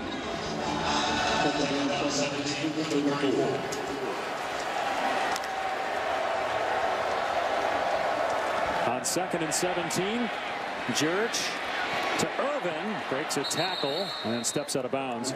By the way, if you're tired, like I know you were a little cranky last night, and so you needed to pick me up, you hung around Bruce Pearl for about 5 minutes, and you had as much energy as anybody. He's a lively guy, great recruiter, terrific coach, and you know, Auburn's basketball team has struggled for a long time, but great to see Bruce get a second chance. He'll do a great job here in Auburn.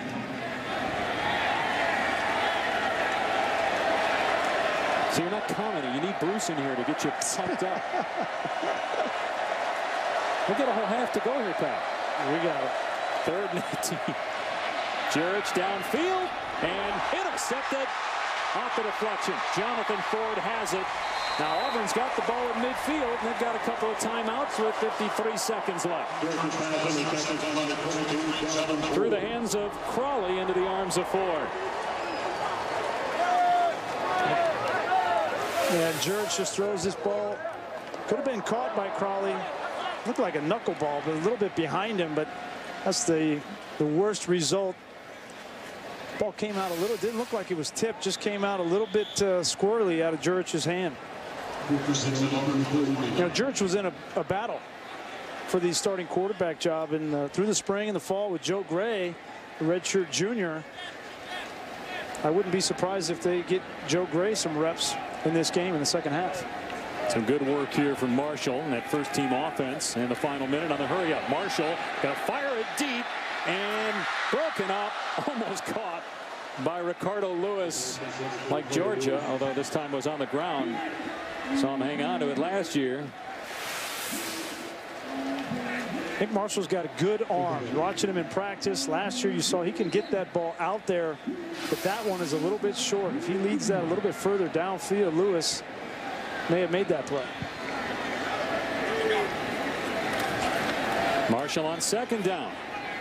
And the pass high intended for Bray, so it's 3rd and 10. Marshall is right around 50% completion rate. Actually, after that incompletion, he's now 6 of 13, just 62 yards passing. And last year he was a 59% guy, and talking with Rhett Lashley, he'd really like him to be up around 65%. Remember, all those throws were a number of them downfield last year of open receivers that if he hits them, this offense would be even more explosive.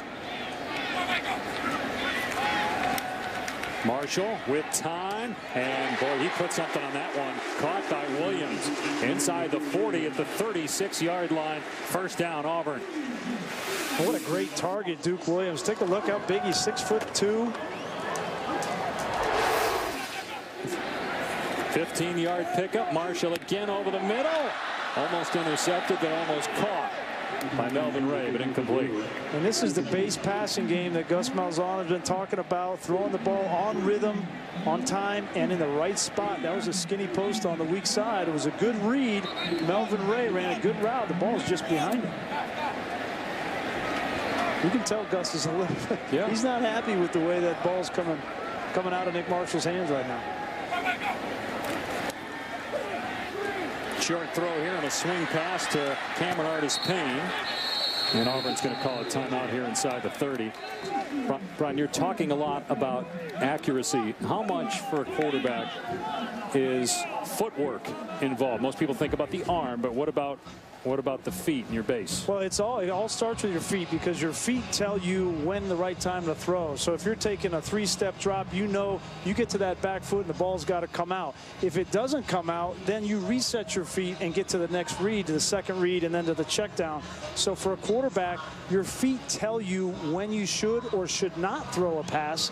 That last pass, that skinny post, he hit his back foot and let it go. It just was behind him. You were saying sometimes last year he'd have his body positioned over here, let's say, and the pass would go over there. He wouldn't turn his body and throw to the target. Yeah, and I think that was all the coaching that you get in high school. You know, he played a couple of different positions. He was, you know, playing defensive back, and you just don't work on it as much as you probably should as a quarterback with your footwork, and sometimes you get lazy. But right here, take a look. That's great footwork. No hitch, no wasted motion, but he just needs to lay that out in front of the receiver. 3rd down and 3.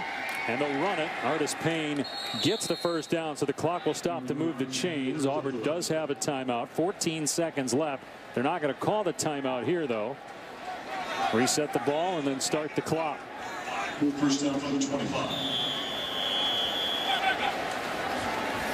Marshall going to fire it deep, going to the end zone. And incomplete, but a flag. Frierson defending Williams. It will be interference. 4 seconds left. And that, if there ever is one, that was a good penalty from Frierson, because that was going to be a touchdown. Now, as it is, might just be a field goal attempt. Pass interference. Defense, number 5. 15-yard penalty. Automatic first down. Duke Williams with the size. He's going to go up and make this play.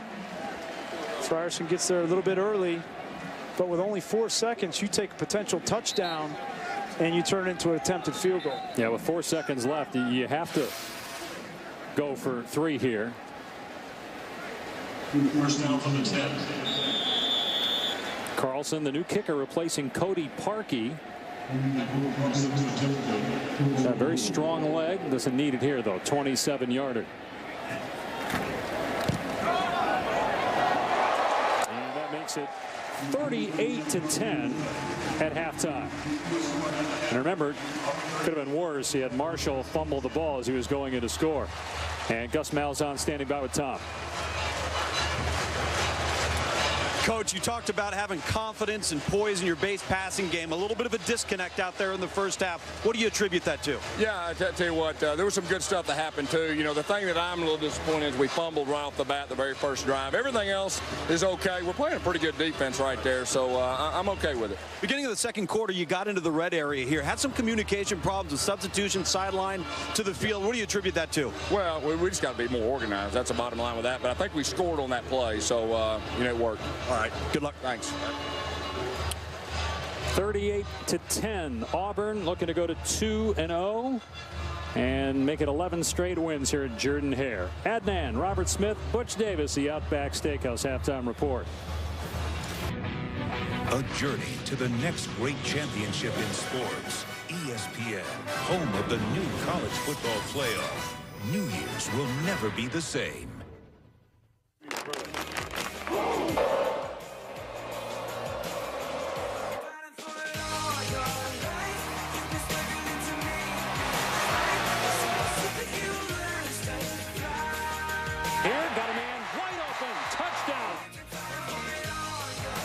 Artis-Payne to the goal line, stretching, and touchdown, Auburn.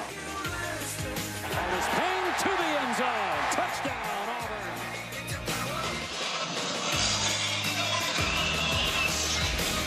Welcome back to ESPN College Football Primetime. You're watching the SEC on ESPN. All Auburn as expected, 38-10 over San Jose State. Tigers ranked 5th in the country entering tonight. Dave Pasch alongside Brian Greasy, Tom Luganville down on the field. Well, San Jose State at least knows that they're not the only team that Auburn ran against. Auburn, the best rushing team in college football last year. They did it against several very good SEC defenses. Ran for over 300 yards last week against Arkansas. On pace for that again here tonight. Well, I think you need to start to respect this offensive line up front. They lose Greg Robinson. That was the biggest question mark in the offseason. How would Sean Coleman, the new left tackle, respond? Well, let's take a look in the first half. He was more than up to the challenge. You see the size he has, 6'6", 310 pounds. He needs no help in double team. Some of these routes, some of these blocks up front. You see Dismukes, Chad Slade, Avery Young, and Pat Miller. This offensive line has a chance this year, Dave, to assert themselves as one of the better ones, if not the best in the nation. And Sean Coleman, the left tackle, replacing Greg Robinson. He's a sophomore, but he's been around the program for a while after a 3-year battle with leukemia. You have an underclassman in Avery Young, a sophomore, but the two guys you mentioned, Dismukes, and then also Chad Slay. Between the two of them, almost 80 career starts. San Jose State will get the ball to start the second half.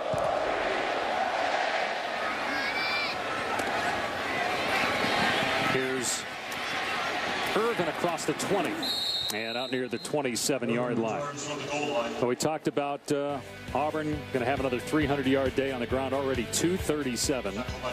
They had a punt return for a touchdown by Bray. They gave up one big play through the air. Otherwise, as Gus Malzahn told Tom Luginbill at the half, thought the defense played pretty well. Yeah, and they score 5 out of 6 times in their possessions on offense. And the thing coming in that we talked to Ellis Johnson about, his biggest concern was getting pressure on the passer, and they were able to do that. They made Jurich get off of his mark several times. They've got him on the ground several times. They've forced 2 interceptions in this game. San Jose State will keep it on the ground here in 1st and 10 with Lemihai Hifu, who was not even on the 2 deep coming into tonight, but because of some injuries, he's getting some reps. And on 1st down, did not get anything.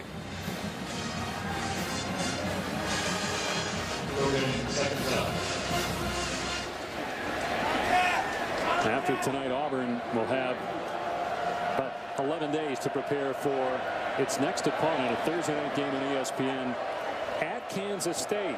K-State struggled, but beat Iowa State today. Jurich leveled as he throws, incomplete. Montravius Adams, who's been mauling people right in the face of the quarterback on that play too. Well, you can tell these guys have heard it in the meeting rooms. Montravius Adams just goes right over the right guard, and I know you're down 38-10 in this game. If you're Ron Carragher, head coach for San Jose State, you know, you want Jurich to be healthy coming out of this game. You're not going to put him in a whole lot of situations where this defensive line for Auburn can just tee off on him. They're outmatched up front. I mean, that's pretty obvious. But as a team that won half the games last year, 11 games 2 years ago. A timeout here by Carragher on 3rd down and 10. So step aside, come back, 3rd and long for San Jose State, down 38-10.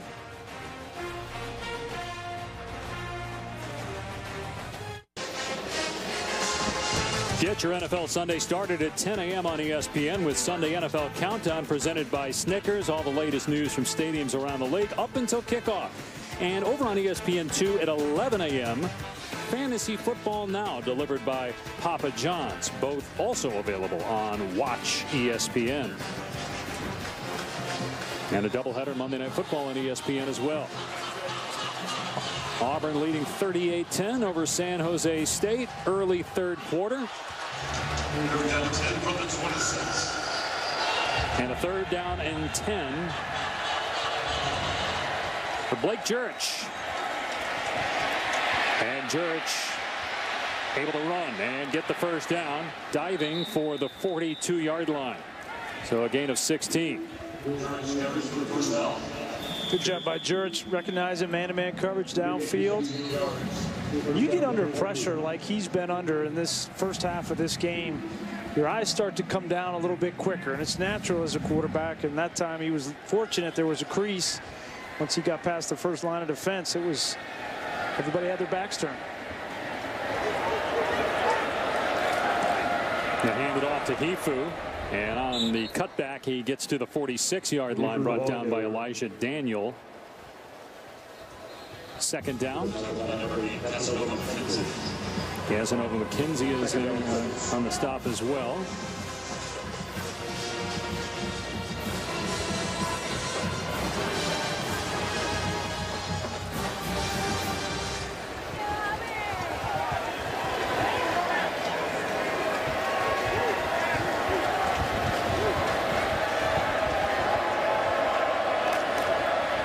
Here's Jurich, and with Owens trying to bat that ball down, Jurich able to complete it to tight end Billy Freeman. First time we've called his name, but again, you see the speed of Auburn as they flock to the football. 3rd down coming up. Billy Freeman, one of our impact players to start, even though it was only about his mustache. Kind of see it there through his face mask. Good-looking stash on Billy.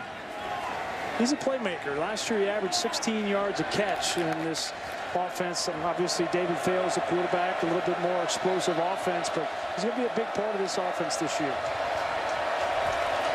3rd and short. Can they pick it up? Good effort by Hifu. They'll spot him right at the first down marker. Spun down by Daniel in Auburn territory.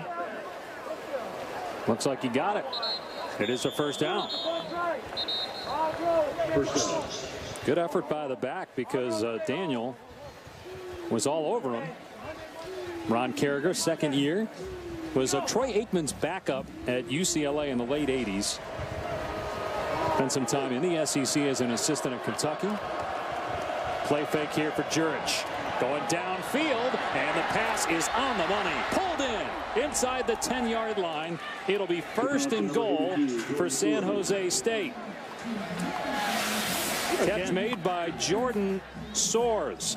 Play action, hard play action. You see Ford, the safety, comes down. That's Jonathan Jones, number 3. He has been the weak link first week and a half of the season. Auburn's going to continue to challenge for the SEC championship. They have got to get more consistent play from their secondary. They go at a 2-back here, and off play action. They try to hit the fullback, Chris Dadson, and could not hang on. 2nd and goal. Now we saw Alabama pass defense struggle a little bit last week. Auburn has had its moments here tonight. And both these teams have to play Texas A&M, who we saw shred South Carolina. So there are going to be some teams in the SEC that they're going to play. They're going to throw the football around. They've got to be better in coverage. 9th play of the drive here for San Jose State.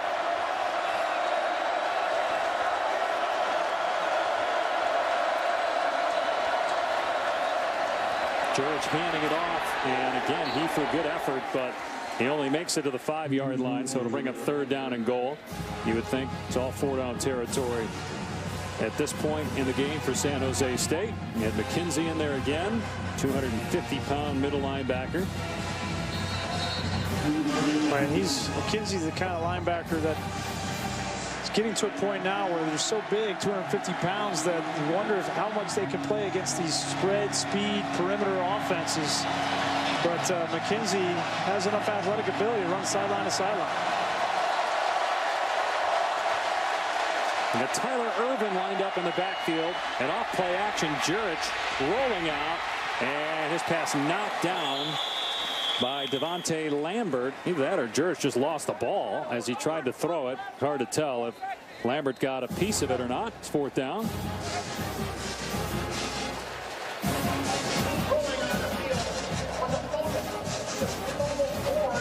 They're going to bring on the field goal team here. It's rolled a fumble, so he did lose the ball, by the way, as he was trying to throw it. Lost 7 yards on the play. Now it's spotted where the ball went out of bounds behind the line of scrimmage. Yeah, take a look. It looked like he was just going to throw this ball away, and your eye just slipped right out of the back of his hand. So we got to kick the field goal now. 4th and goal. 29-yard attempt. And that one is no good. It was a good drive by San Jose State, but come away with no points. And it remains 38-10 Auburn after the short field goal missed by Austin Lopez.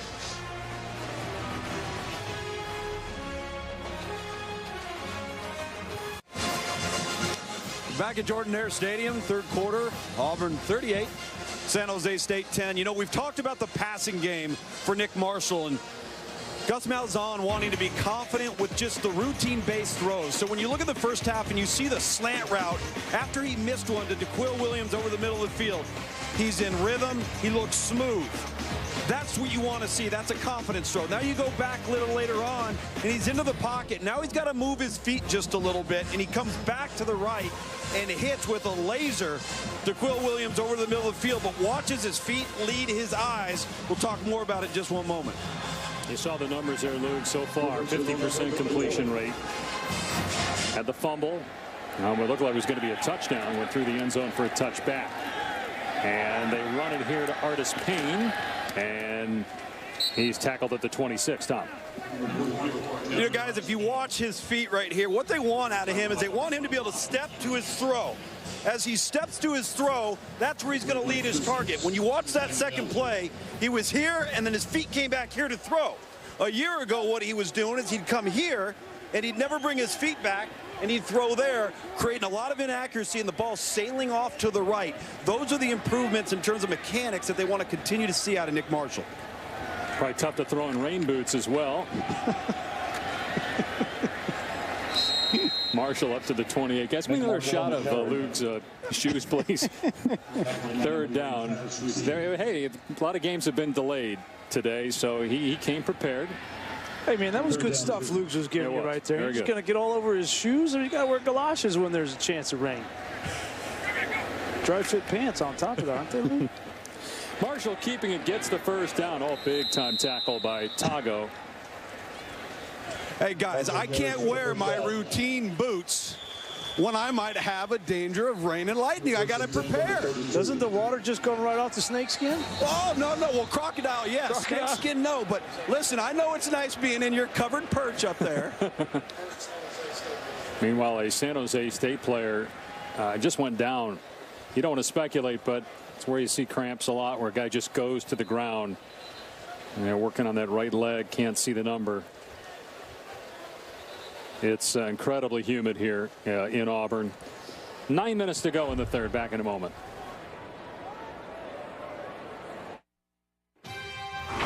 ESPN College Football Primetime is brought to you by Nissan, premier partner of the Heisman Trophy, and Dave & Buster's, your new football headquarters, the only place to watch the games and play the games. We saw a shot there. Current Cincinnati coach and former Auburn coach Tommy Tuberville is the 2004 undefeated Auburn Tigers honored before the game. They did not play for the BCS championship. Two teams ahead of them unbeaten.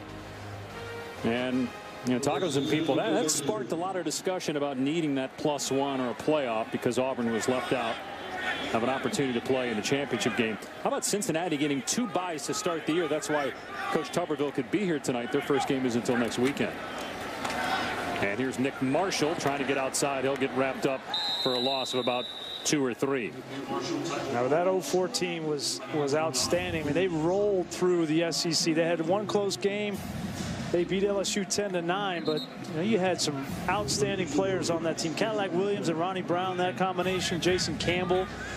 You know, when I was in Tampa, we drafted Cadillac Williams in the first round with the 5th overall pick, and what an outstanding back he was, both in college and at the pro level. Here's another good back, Corey Grant. He's out to the 37. Now that team beat Virginia Tech in the Sugar Bowl. Finished 13-0. And Mike Slive has said that was the initial spark around the conversation around the playoff, was that undefeated Auburn team not even getting a shot at that national championship team. So it's apropos their 10-year anniversary. They're honored here tonight.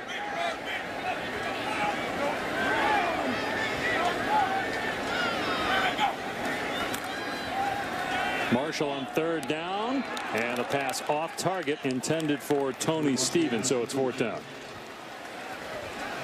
Again, you see a little bit off in the passing game, and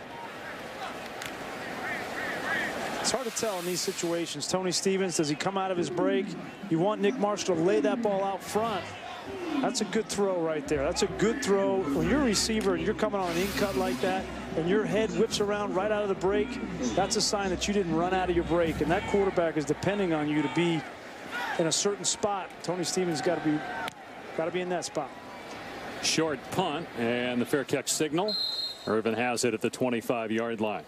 So a decade later, we have a playoff, and here are the committee members. Pat Hayden got in a little bit of trouble today in the USC game, and I told you about that at halftime. You got current ADs Jeff Long included as the chairman of the 13-member playoff selection committee. The end of October, they'll release their first top 25, and then at the end of the year, the top 4 playoff teams. And a lot of questions as to how they'll handle if there's an injury to a team during. I mean, they're supposed to pick the 4 best, where before with the BCS system, we really had the 4 most deserving because the computers were involved looking at strength of schedule as the catch is made by Monroe. And he's loose in the secondary. Out of bounds around the 44. Yeah, and I think, with respect to the committee, we're going to see how this plays out. We're going to learn a lot. They're going to learn a lot. I think if you ask them, we've talked to a couple of them the last couple of weeks, they're going to learn a lot about how this is going to play out and how they're going to work together. But let's start from a standpoint that respect those people for being able to stand up and do this job. That's not going to be an easy spot. Their face is on this college football playoff for good or bad. And they're going to spend a lot of time meeting. They're putting a lot of work into this. So let's give them some time, see how it works, and give them the benefit of the doubt off the bat. Jurich dumping it off to Freeman, and he's out near midfield. And you've got and they've earned respect, too. Well, yeah. I mean, look at the history for a lot of those guys and what they've done for the game of college football. Yeah. What they've done for athletics. And I know there's a ton of questions, and there's going to be a ton of heat coming from all kinds of places as soon as we get into October, November, and decisions are made. But I think, that group of 13 have earned our respect, and at least from my standpoint. On 2nd and 5, Monroe trying to cut back and drop short of the first down by Chris Frost. People, for the last several years, it seemed like it really amped up. They didn't want to even talk computers anymore. They wanted computers totally out of it. Well, they got their wish. Now it strictly comes down to these 13 people. That's it. That will determine the 4 teams that make the playoff on January 1st. And there are a lot of athletic directors that aren't on that committee that are unsure how things will play out. But that will determine future scheduling as well. Like, games like this, instead of San Jose State, as there's a penalty flag down, and the SEC sticking with an 8-game schedule. Well, that'll be the positive. Auburn has to play Kansas State, but maybe they schedule another opponent that's in that major 5 conference. We all benefit from that. We all, as fans of college football and passionate about this, we all benefit from that. The teams, the players, right? I mean, these players, they love playing in games like Wisconsin, LSU, and those games to start the year. I think you only have so many games as a college football player. Why not make them all big, as big as we can? And so I think that's one byproduct that right off the bat, I think starting next year is going to be a benefit. He asked Gus Malzahn about that. He said, I want 8 games. I don't want to go to 9. There are a lot of SEC coaches that disagree with him. Here's Jurich, big running lane inside the 15 and tackled near the 10-yard line. With the BCS, and there's been a lot of discussion about, well, if you lose the BCS calculations, they would have gotten the top 4 teamers right over the last 3 to 4 years. But what the computers and all of that could not do is it couldn't give the eye test. It couldn't provide that human element that creates the subjectivity. And I think that's something that's actually wanted and also important as we move forward in the college football landscape here, as we see another penalty prior to the snap. Issue with the snap that time, false start. We should be happy, too, that it's 4. I've heard so many people say, oh, they got to go to 8. That's the next step. It's going to be 8, and it's going to be a year or 2. Look, it took 16 years to get to 4 from the start of the BCS to get to 4 teams.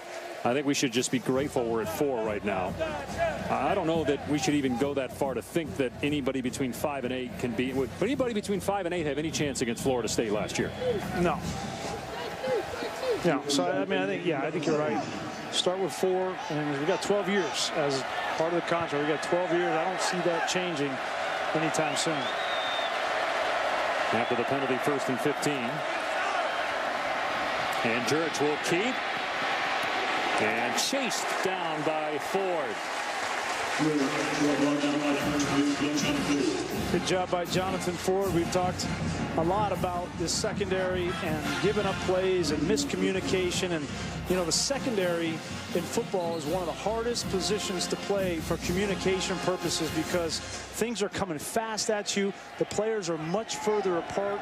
From a safety to a corner, there's a big amount of distance, and it's hard to communicate adjustments to motions and things like that. So it's going to take some time for this young secondary. Movement all over the place, and to the end zone, broken up. Offside will be the call there, the free play for San Jose State. Defender was not drawn off. Offside. Defense, number 1. 5-yard penalty. Second down. That's Montravius Adams, who's guessed right more than he's guessed wrong on the snap count. He's been a beast tonight. I mean, and they need him to be that beast. But he's played almost exclusively on the inside tonight. Ellis Johnson was saying he was happy with him being at the defensive end position, but I think he's a natural 3 technique because of his size, 310 pounds, and his first step, his quickness in the first step. I think that's his natural position.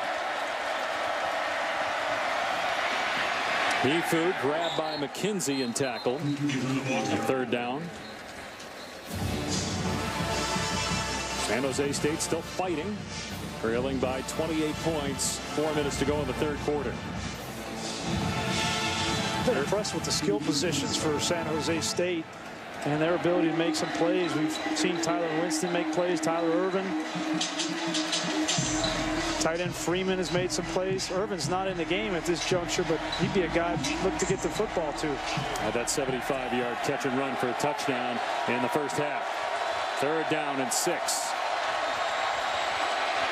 And Hefu trying to do what he can. He cut back, but too many Tigers around him. Lambert brings him down. Also there, Justin Garrett. Now it's 4th down. Yeah, you got to go for it in this situation. And if I'm Ron Carragher, I'm gonna allow Jurich to. But they're going to kick. They're going to kick here. I don't get that. If you're down 38-10 at the end of the third quarter, you need points. Might take a shot with Winston, your tallest receiver, on the outside against a couple of corners that have struggled. Plus, he just missed a field goal inside 30 yards last time. And he makes this one from 24, but still a 25-point deficit. 38-13, Auburn.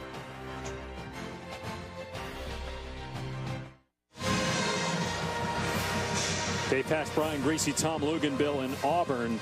Want to give you a disclaimer. We're going to do something different here for the next series or two. It's called Film Room. It's something we've done in studio. We're going to do it live, and that's basically where we take you inside what a coach's room would be like, breaking down film. But we're going to do it while the game is going on with Brian and Tom.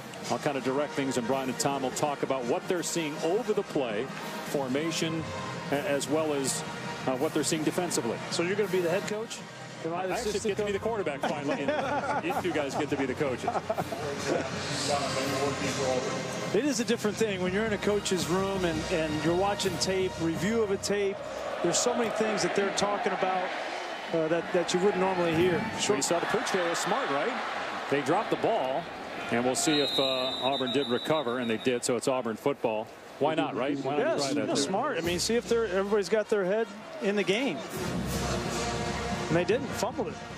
Well, guys, down here, I'm going to be able to look over the shoulder here and see the perspective from field level. Also got a monitor right here so I can see what Grease is looking at as he's kind of dictating some of the things we want to outline about this Auburn offense, a little bit of the evolution of it over the course of time, and really what they're trying to accomplish here as we take a look at them getting underway here on this series. And you see these sets. These are traditional sets. This 4-wide set. And people think that's a spread offense, but it's really not. This is a downhill running team. Now what happened? Breakdown there, protection. A great throw. Yeah, breakdown and protection, but a great job by Nick Marshall of buying time and finding a completion. Things aren't always going to be perfect. The pocket's not always going to be perfect, and as a quarterback, you got to make them right. Been a little hurry up in here for Nick Marshall. Now they're in a little bit more of their traditional set out of the backfield, Grease. And that's a staple in the run game for him right there. You guys talked about downhill running attack. People don't really talk about that enough, right? About Auburn? Well, and they don't. And it's so hard to play linebacker against this team. It's so hard to see the keys. Right now you see guys going in the backfield. One guy's going one way, one's going another. And then you have maybe the best running back, one of the best in the country, and Nick Marshall, who can still get out the gates on you. So it's very difficult for these linebackers to read their keys in the backfield. Grease, as we watch Auburn line up, and here's their sugar huddle, so we're going to expect to see a little, they're unbalanced. This is when you're going to see them come to the line of scrimmage quickly. This is something that is meant to get you off guard. Watch how quick they're going to snap the football here. And they don't go unbalanced here. Great read by Marshall there. Nobody open downfield, and you dump it off to your back and you get a first down. People don't like game management. They don't like when they talk about quarterbacks that way, but that's what it does. Get you a first down, a fresh set of downs. Don't force it downfield. I mean, that's playing the quarterback position. Grease, a year ago, he would have tucked that football, his eyes would have come down, and he would have taken off, and he would have run. To come down and show that progression of knowing the offense and knowing where to go with the football, I think that shows the evolution of Nick Marshall, and they're going to have it. If they don't have more consistency in the passing game from him, as far as taking what the defense gives them and working through progressions, we talked about this all week long with Gus Malzahn, and we've seen it on tape here tonight. Hey, Tom and Brian, how much of what we just saw there is a read in terms of whether he hands it off? You saw the back come in front of the receiver, who was a running back, come in front. Right. Is he reading the defense there, or is that a pass all the way? That's a great question. When you read downfield 1 to 2 to your outlet receiver 3, that's a design play action. Now, they do have some plays where they will read that, and Nick will keep the ball and come to the outside, and if there's pressure from the outside, he'll flip it to a wide receiver. We saw it happen in the Alabama game to tie up that big touchdown. We saw it, in the Seattle Seahawks use that play. But take a look at this. You're going to get motion. Motion affects the defense. It's a design play action. He's looking downfield. Nobody downfield open. Great job. Look how much space Grant has to get a first down. That's the right read. That is what Rhett Lashley, that's what Gus Malzahn want to see more of from Nick Marshall. Buhaja was shaken up, by the way, for San Jose State getting help off the field. And Dave, as we look at that play, and we saw a great angle there from the sky cam, and we're probably going to see it here again, and we see the motion that's coming across the formation and how that influences the defensive alignment and affects the linebackers and the deep safeties. Watch the movement, because what this offense wants to do is they want to influence you, and then they want to get you into a conflict of assignment with your eyes. Eye violations on defense get you in big trouble with a lot of misdirection. And now, is that a design quarterback run all the way? It's a touchdown. No read on that. That's a design quarterback throw. It was great design. You take the back out of the backfield. That moves the linebacker. And great block by Chris Slade. Great design there. When you have take a look at Chris Slade. He's right here. He's going to come up on the linebacker. And this is how you draw it up in the meeting room. These guys, when they watch the film tomorrow, are going to say, great look. Perfect call in the right situation.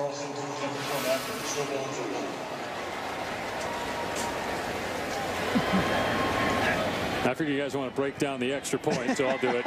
It's on the way and good. 45-13. We'll let you break down the kicker. Thank you. Yeah, appreciate it. Grease, I think that play right there, and I realize it was Nick Marshall, and you've got the quarterback draw right there.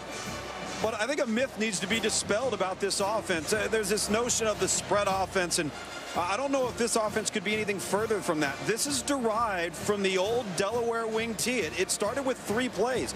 You had the counter, you had the power, and then you had the buck sweep. And then the evolution of the dual threat running quarterback, Grease, changed this as the zone read came into play.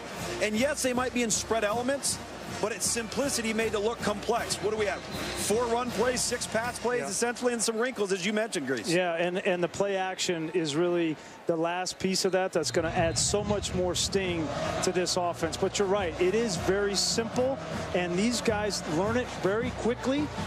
The thing that separates Gus Malzahn is the tempo with which they're operating this. And quite honestly, Nick Marshall is making hundreds of decisions throughout the course of a game, both on running plays as well as passing plays. And as he gets better in making those decisions, this offense is only going to get better. Well, it kind of goes to what you guys like to talk about a lot, and what we mentioned last week when we were showing Nick Saban's list of what he likes in quarterbacks. First thing was smart, and how you handle things pre-snap and in play. How you read things. It's not that easy just to go into an offense and play quarterback, and that's, Jacob Coker is a guy that's really talented, but haven't been able to get on the field and supplant Blake Sims yet. A lot of people are talking around the country about the best quarterbacks, and Jameis Winston and Marcus Mariota and Brett Hundley. Nobody ever talks about Nick Marshall, because it hasn't been pretty when he's throwing the ball, and it hasn't been consistent. Nobody can argue his impact on a game, and that's the big reason why Auburn was in the national championship game last year. If he can add that consistency in throwing the football, look out.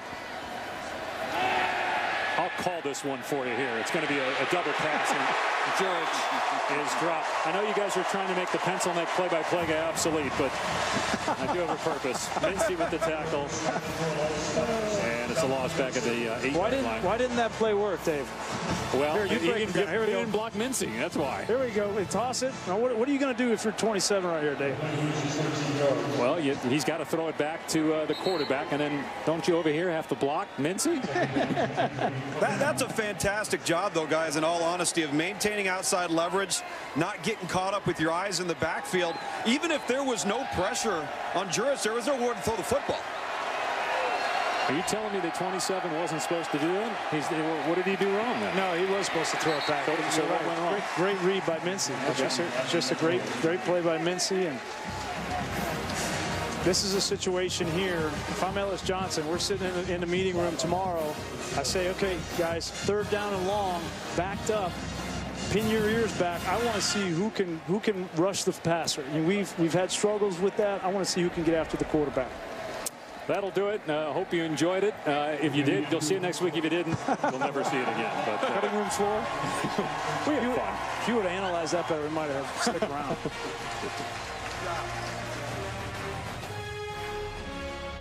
Auburn, national runner-up last year, hoping to get to the playoffs this year. 45-13, leading San Jose State. They've run for over 300 yards for the 12th straight game, also over 30 points for the 12th straight game. As Jurich sets up a wide receiver screen, and Winston able to get away from a defender and get positive yardage. By the way, Nick Marshall has a rushing and passing touchdown today. He did that 6 times last year, where he had both in a single game. It's also his 7th consecutive game with a rushing touchdown. Would have had 2, but he fumbled going in on the first drive. Number 38, one formation. Surprised we haven't seen Jeremy Johnson yet. It might be the 4th quarter for Jeremy Johnson. Well, there's a number 14 returning a punt. It's not Nick Marshall. It's Steven Roberts, a true freshman. He won't get a chance, though. Kicked out of bounds. Let's check in the studio with Adnan.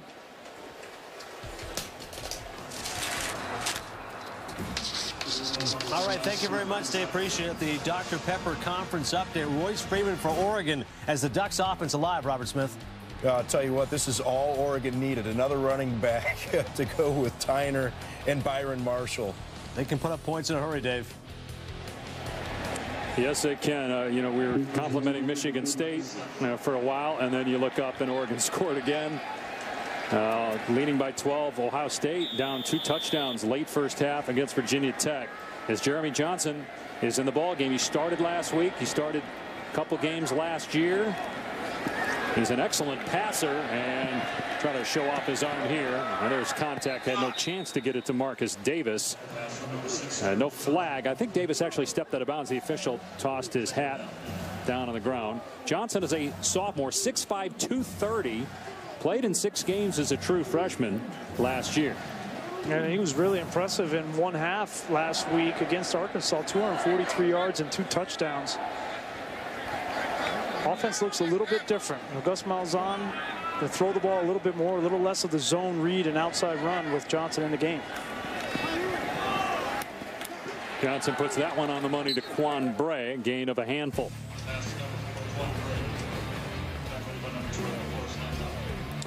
This was Nick Marshall last week. Coming into the second half, was suspended, did not start the first half.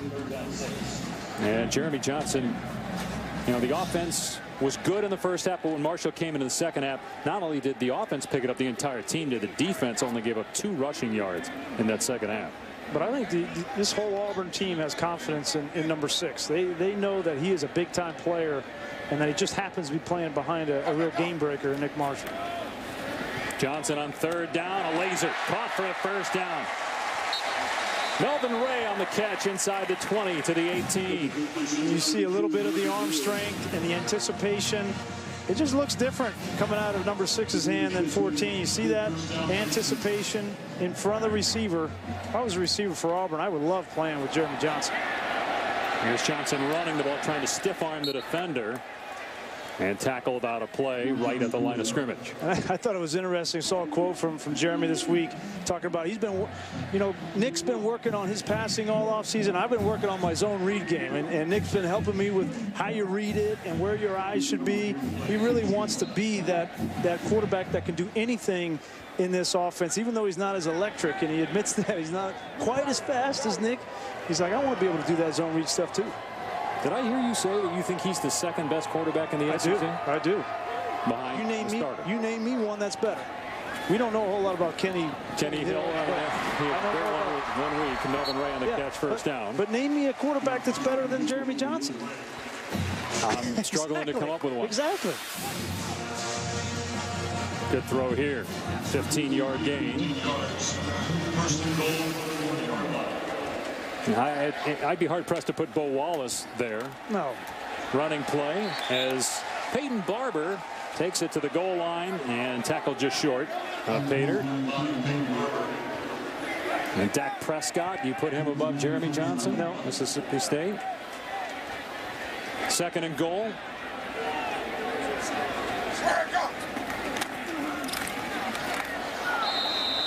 Barber tackled short of the first down by a true freshman, Maurice McKnight. Nice play there. So third down and goal. Peyton Barber's a guy that they really liked. Had a great spring practice. Was consistent and then got hurt the first play of the spring game. So they didn't really get to see him with live bullets. Here's Johnson on the run. He'll keep. He'll score. Touchdown Auburn.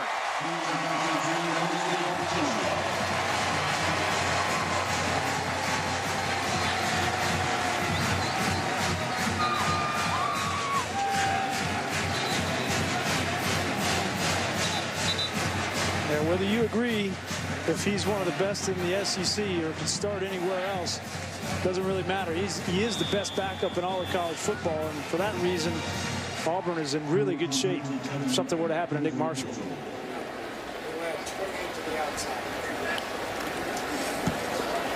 That's the 5th rushing touchdown of the game for Auburn, and the Tigers lead at 52-13.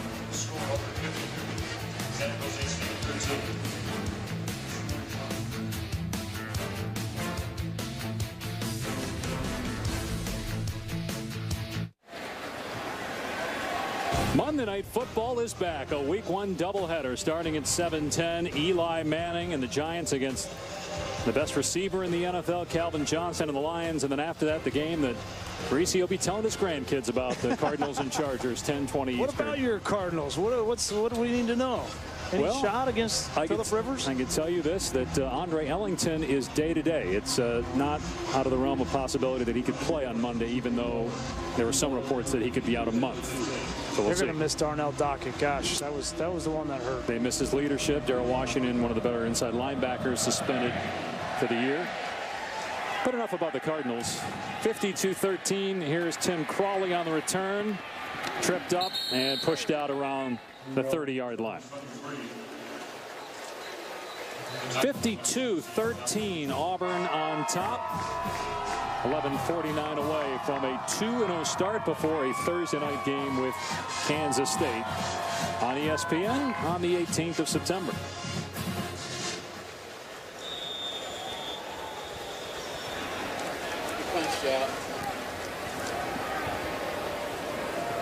And San Jose State is on the field. The umpire was saying timeout, but looks like they're going to let San Jose State snap the football. Blake Jurich, his second career start. And speaking to the NFL, the guy he replaced, David Fales, NFL draft pick, made the Bears.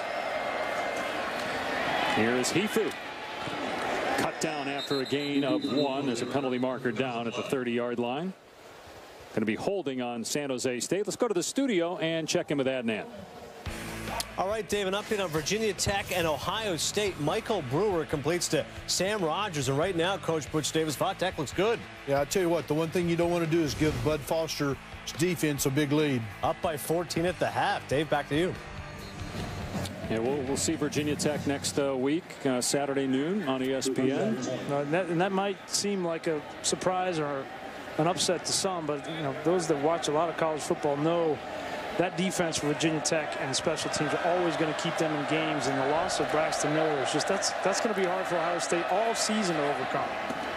Pass to Crawley is complete to the 25. Well, I know Urban Meyer said this week that, when you play Navy, you don't get as many offensive possessions, so you didn't get to see as much of Barrett as you wanted to, and your practices are so different for a team like Navy than you turn on and play a traditional team like Virginia Tech. Yeah, but the problem is not just the quarterback, is they lost 4 offensive linemen, and they lost Carlos Hyde, a proven back in the backfield, and then you lose Braxton Miller on top of it, and they just have really struggled to get anything going on offense. They're going to be fine on defense, and that defensive front 4 is fine, but they're going to be on the field quite a bit. Here's 2nd and 19. And Jurich throwing it downfield and out of bounds, trying to hit Winston. Also, Notre Dame just scored again. It's 28-0, the Irish leading Michigan. Boy, we had to bring that up, didn't we? It just seems like one of the worst days in memory for the Big Ten, right? Well, yeah, I mean, if Iowa came back to win, but you don't feel really good about that. If Ohio State ends up losing, it looks like Michigan State is in a little bit of trouble. And Michigan State, obviously, that would have been a big win for them. But you're right. Purdue beating at home, Iowa, Wisconsin, nobody out of the Big Ten looked good today. Jurich stepping up, his pass incomplete, and it is a final. Michigan State does lose at Oregon, as Jurich is shaken up, holding the left arm. It's 4th down, but he's battled today. I mean, if you're Blake Jurich, this offense and this team for San Jose State, you come away from this game with respect for Blake Jurich. First time he had a chance to start, 5th-year senior, battled in camp, battled in the spring with Joe Gray, and we said it earlier in the game. Just want to get out of this game with him being healthy, and I'm not sure if that's going to be the case after the hit by Angelo Blackson. Elbow injury for Blake Jurich, who's been hit a lot tonight. He's hung in there and thrown for 218 yards. Did throw 2 interceptions. One of those was deflected, though. Yeah, I think he's going to be all right. He looked like he just caught that helmet on the elbow. Carrizosa picks it up. He's in trouble. Ball loose. And still rolling around. And it's going to be Auburn ball inside the 5. They wanted a touchdown. Everybody upset that they couldn't get to it and score. But they'll have it inside the 5-yard line.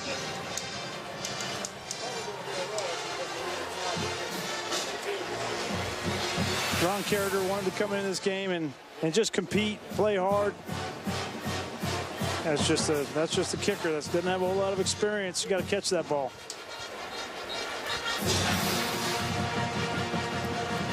Pretty good starting field position, as Carragher probably said. Not only you should catch the snap, but then don't try to lateral it backwards. I'm watching too many Gerald Upremian tapes from me. Rock Thomas, true freshman, is in the ball game, and on his first carry, he is in the end zone for a touchdown.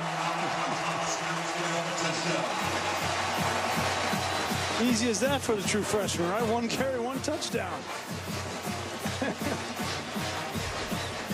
A lot of people in Auburn, Alabama excited about the future of Rock Thomas. Very highly recruited and talented back. Showed a little bit of power to get in there. Hard to tell where the ball was. You saw his knee down, but he may have crossed the plane. They're excited about his ability to power through. He's a big kid, 5'10", 193 pounds, but also he's got the speed to get to the edge. Artis-Payne with 3 rushing touchdowns. Nick Marcia with 1, and now true freshman Rock Thomas with a touchdown. 59-13 Auburn. ESPN College Football Primetime is brought to you by the Lexus GX. Dare to be spontaneous. And Dunkin' Donuts. America runs on Dunkin'. Welcome back to Jordan-Hare Stadium. That was the scene last year And everybody mobbed the field after the victory over Alabama in the Iron Bowl. What a great venue.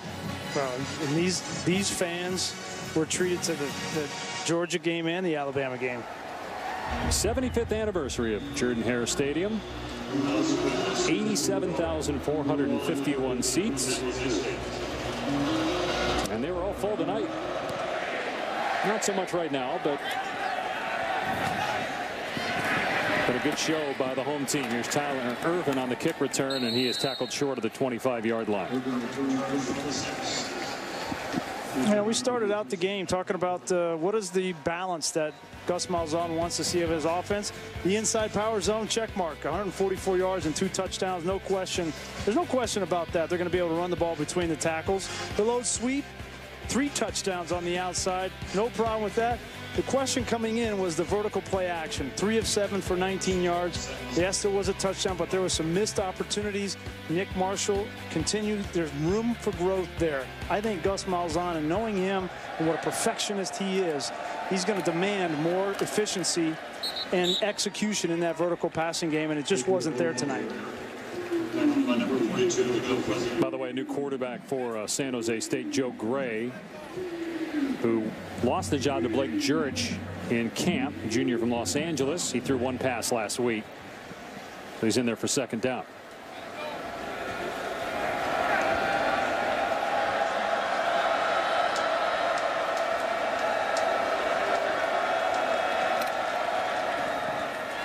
Here's Hifu, and tackled at the 30-yard line. So as you think about Gus Malzahn and this Auburn team, are they in your top 4? Did you pick them preseason as a Final Four team? I did. I actually I picked 2 teams from the SEC, Alabama and Auburn, and I think this team with their offense and the way that they have played over the last year and a half, there's no question that they're going to have success on offense. I don't see any of the teams that they have one of the, if not the most difficult schedule in all of college football. But I don't see them being stopped. I mean, being realistic. And even if they do lose a game along the way, even if they do lose a game, maybe they lose a game at A&M or Georgia, I think a one-loss SEC team that doesn't play in the SEC championship game can still get into that 14 playoff. With what's happening in the Big Ten and now Michigan State having lost, Wisconsin already having lost, the Big Ten is a long shot, in my opinion, to get to the Final Four the way it stands right now. So that opens the door for a one-loss SEC team, because we know the champion of the SEC is going to be in it. Hifu outside, dragged down after a short gain. Let's go to the studio. All right, Dave, alongside Robert Smith, I'm Adnan Burke. Michigan, Notre Dame, Everett Golson touchdown pass. It's all Irish here. Well, I tell you, Everett Golson really looks impressive working with quarterback coach Matt LaFleur. Done a great job. How about this? Michigan offense sputtering under new offensive coordinator Doug Nussmeier. Pitching a shutout after 3. Dave, back to you. The last meeting for a while for Michigan and Notre Dame, with the Irish playing a lot of ACC games. Gray's pass downfield and a leaping catch by Jabari Carr. Excellent grab in Auburn territory. Carr's got good size, goes up, makes a play. Oh, he almost came down with that foot out of bounds before his hand went down. That was close.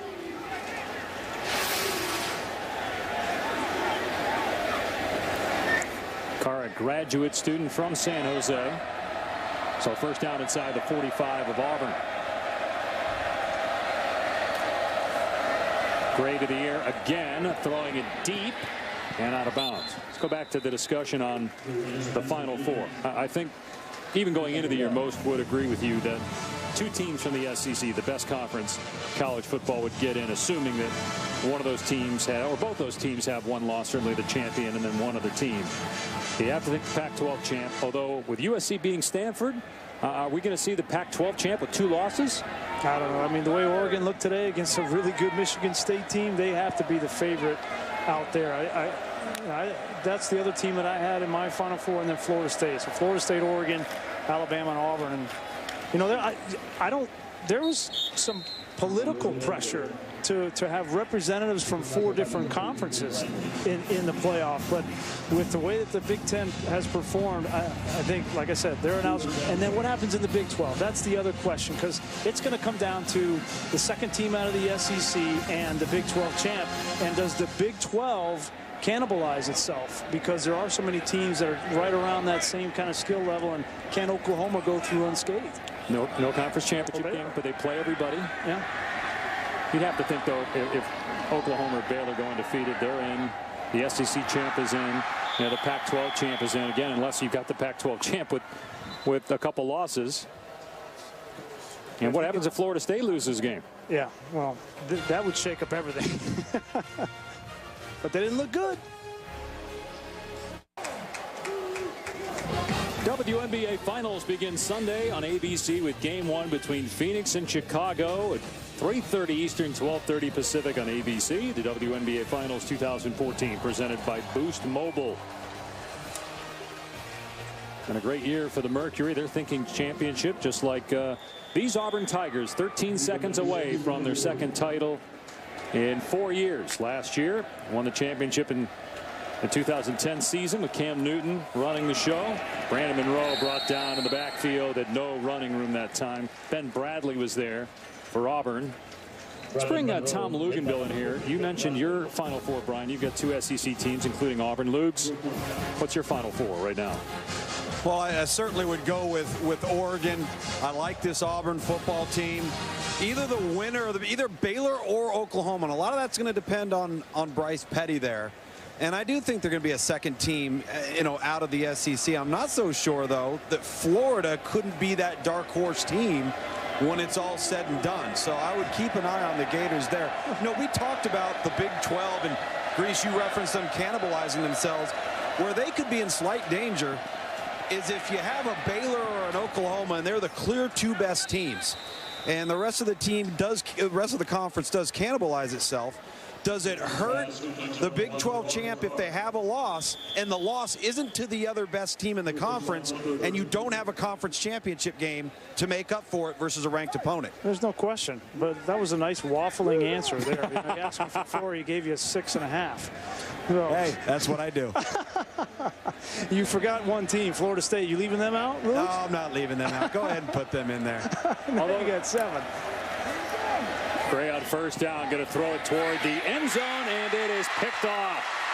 Trevon Reed gets the interception for Auburn. Don't forget Florida State and Florida play at the end of the year, so that could play a major role if Florida's very good at that point and in contention for the SEC championship. Yeah, that could be very interesting if Florida State goes through the ACC undefeated, loses to Florida, and then they go to the ACC championship game and they end up winning the ACC championship with 1 loss. That'll be very interesting. But I think this all comes down to the biggest, most interesting thing to me is, let's take Auburn. Say they have 1 loss, but they don't win the SEC championship. And you're going to compare them to an Oklahoma with 1 loss or a Baylor with 1 loss. And you're going to say, who had the strength of schedule? That's what it's going to come back to. Strength of schedule. The committee made that a priority. Both teams have 1 loss, no common opponents, strength of schedule. And what's going to happen is the SEC schedule and the strength of schedule that an Auburn or Alabama has is going to trump that Big 12 schedule. Rock Thomas on the run. He's out near the 20. Got a new quarterback in for Auburn, Jonathan Wallace, who's played some of that position the last couple of years, so he's getting a shot here. Rock Thomas did the work on that play, though, out to the 19-yard line.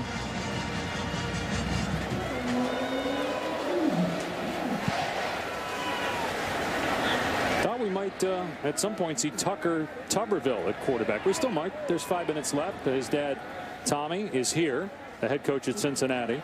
He's here because Auburn celebrated its 2004 national championship, or excuse me, undefeated team. Didn't win a national title, but went undefeated. There's Tucker. Yeah, he's involved, getting plays and signals into the quarterbacks. Here's Thomas again, and he tripped up by Tago, gain of 1. I thought it was really cool that even though, you get preparation for Cincinnati, they don't play game till next week, that Tommy was here, hang out with his son, and also be here with that great 2004 team honor before the game. Tucker, a sophomore from here in Auburn. Dad was a coach here for a long time, did a great job.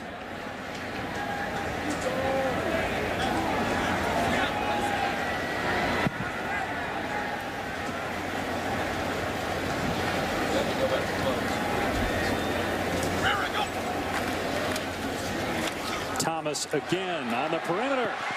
Past the 30-yard line. And Tago on the takedown at the 32. Stay tuned, more college football coming up on ESPN2. Out west, Colorado State, Boise State. Mark Jones, Rod Gilmore will have the call coming up.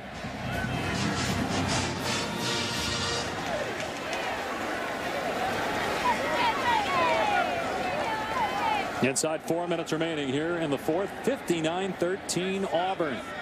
3 rushing touchdowns for Cameron Artis-Payne.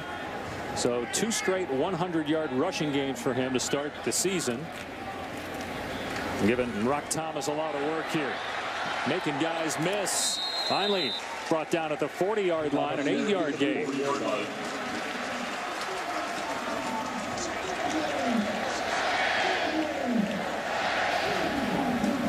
See the little wiggle from Rock Thomas. Take a look at the other ranked SEC teams this weekend. A lot of padding stat games there. Florida Atlantic, San Jose, Lamar, Sam Houston. Boy, Vanderbilt with a tough start. East Carolina hanging tough with South Carolina. You imagine the old ball coach if they don't pull that out. And Missouri, pretty impressive over Toledo. Toledo's a good ball club, tough place to play. South Carolina was shredded by A&M last week. Rock Thomas. Oof. Run out of play. How about the moves, though, at the point of attack to elude tacklers? See the athletic ability from Rock Thomas. Mr. Football right here. Now that's, you just can't teach that. I mean, that's the kind of, those are the kind of moves that get Tom Luganville all fired up on his big board. National recruiting director for ESPN. Tom, tell us about Rock. You know, at the Under Armour All-America game last year, we had both Rock and Leonard Fournette, and, you know, those guys were competing with each other. And, you know, the one thing, if you watch Cameron Artis-Payne and you see Corey Grant, you see a blend of the two of them. You've got some size, and he's only going to get bigger with more time in the weight room. I think 2 years down the road, you're going to see a different back in terms of physicality.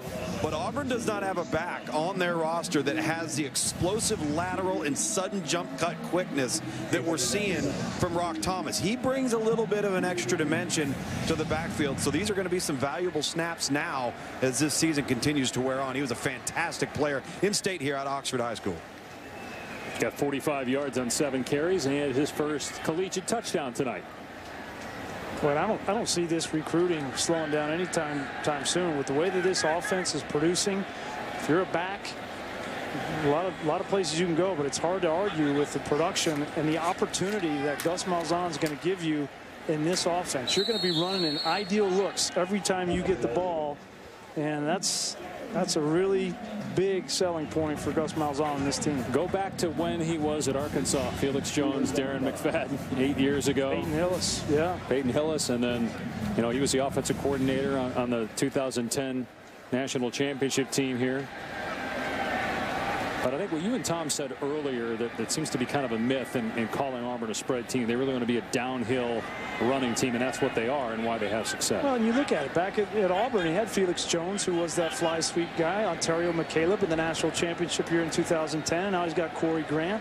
But then he's always had that downhill, bloody your nose type back as well. Just so happened in 2010 in the national championship year, it happened to be the quarterback. Yeah. When we were talking with him last night, they talked about, looked like we had a fumble there on that play. But that downhill back was the quarterback Cam Newton. So they're always going to have that physical up front power run game. He definitely fumbled, and as you see, just ripped out of his arms by Simon Connett. And then Simon had possession, was on the ground. So when he lost the ball, the play was dead. So it's San Jose State ball. But this game's over with 41 seconds left. Auburn will go to 2-0 and then have 11 days to get ready for Kansas State on ESPN. K-State struggled today with Iowa State ended up winning, though. And they got LSU at home. That was the one game in the conference that Auburn lost last year at LSU, September 21st of 2013. Tigers were the only team to stop them. They only scored 21 points in that game. We mentioned Kansas State, LSU at home October 4th.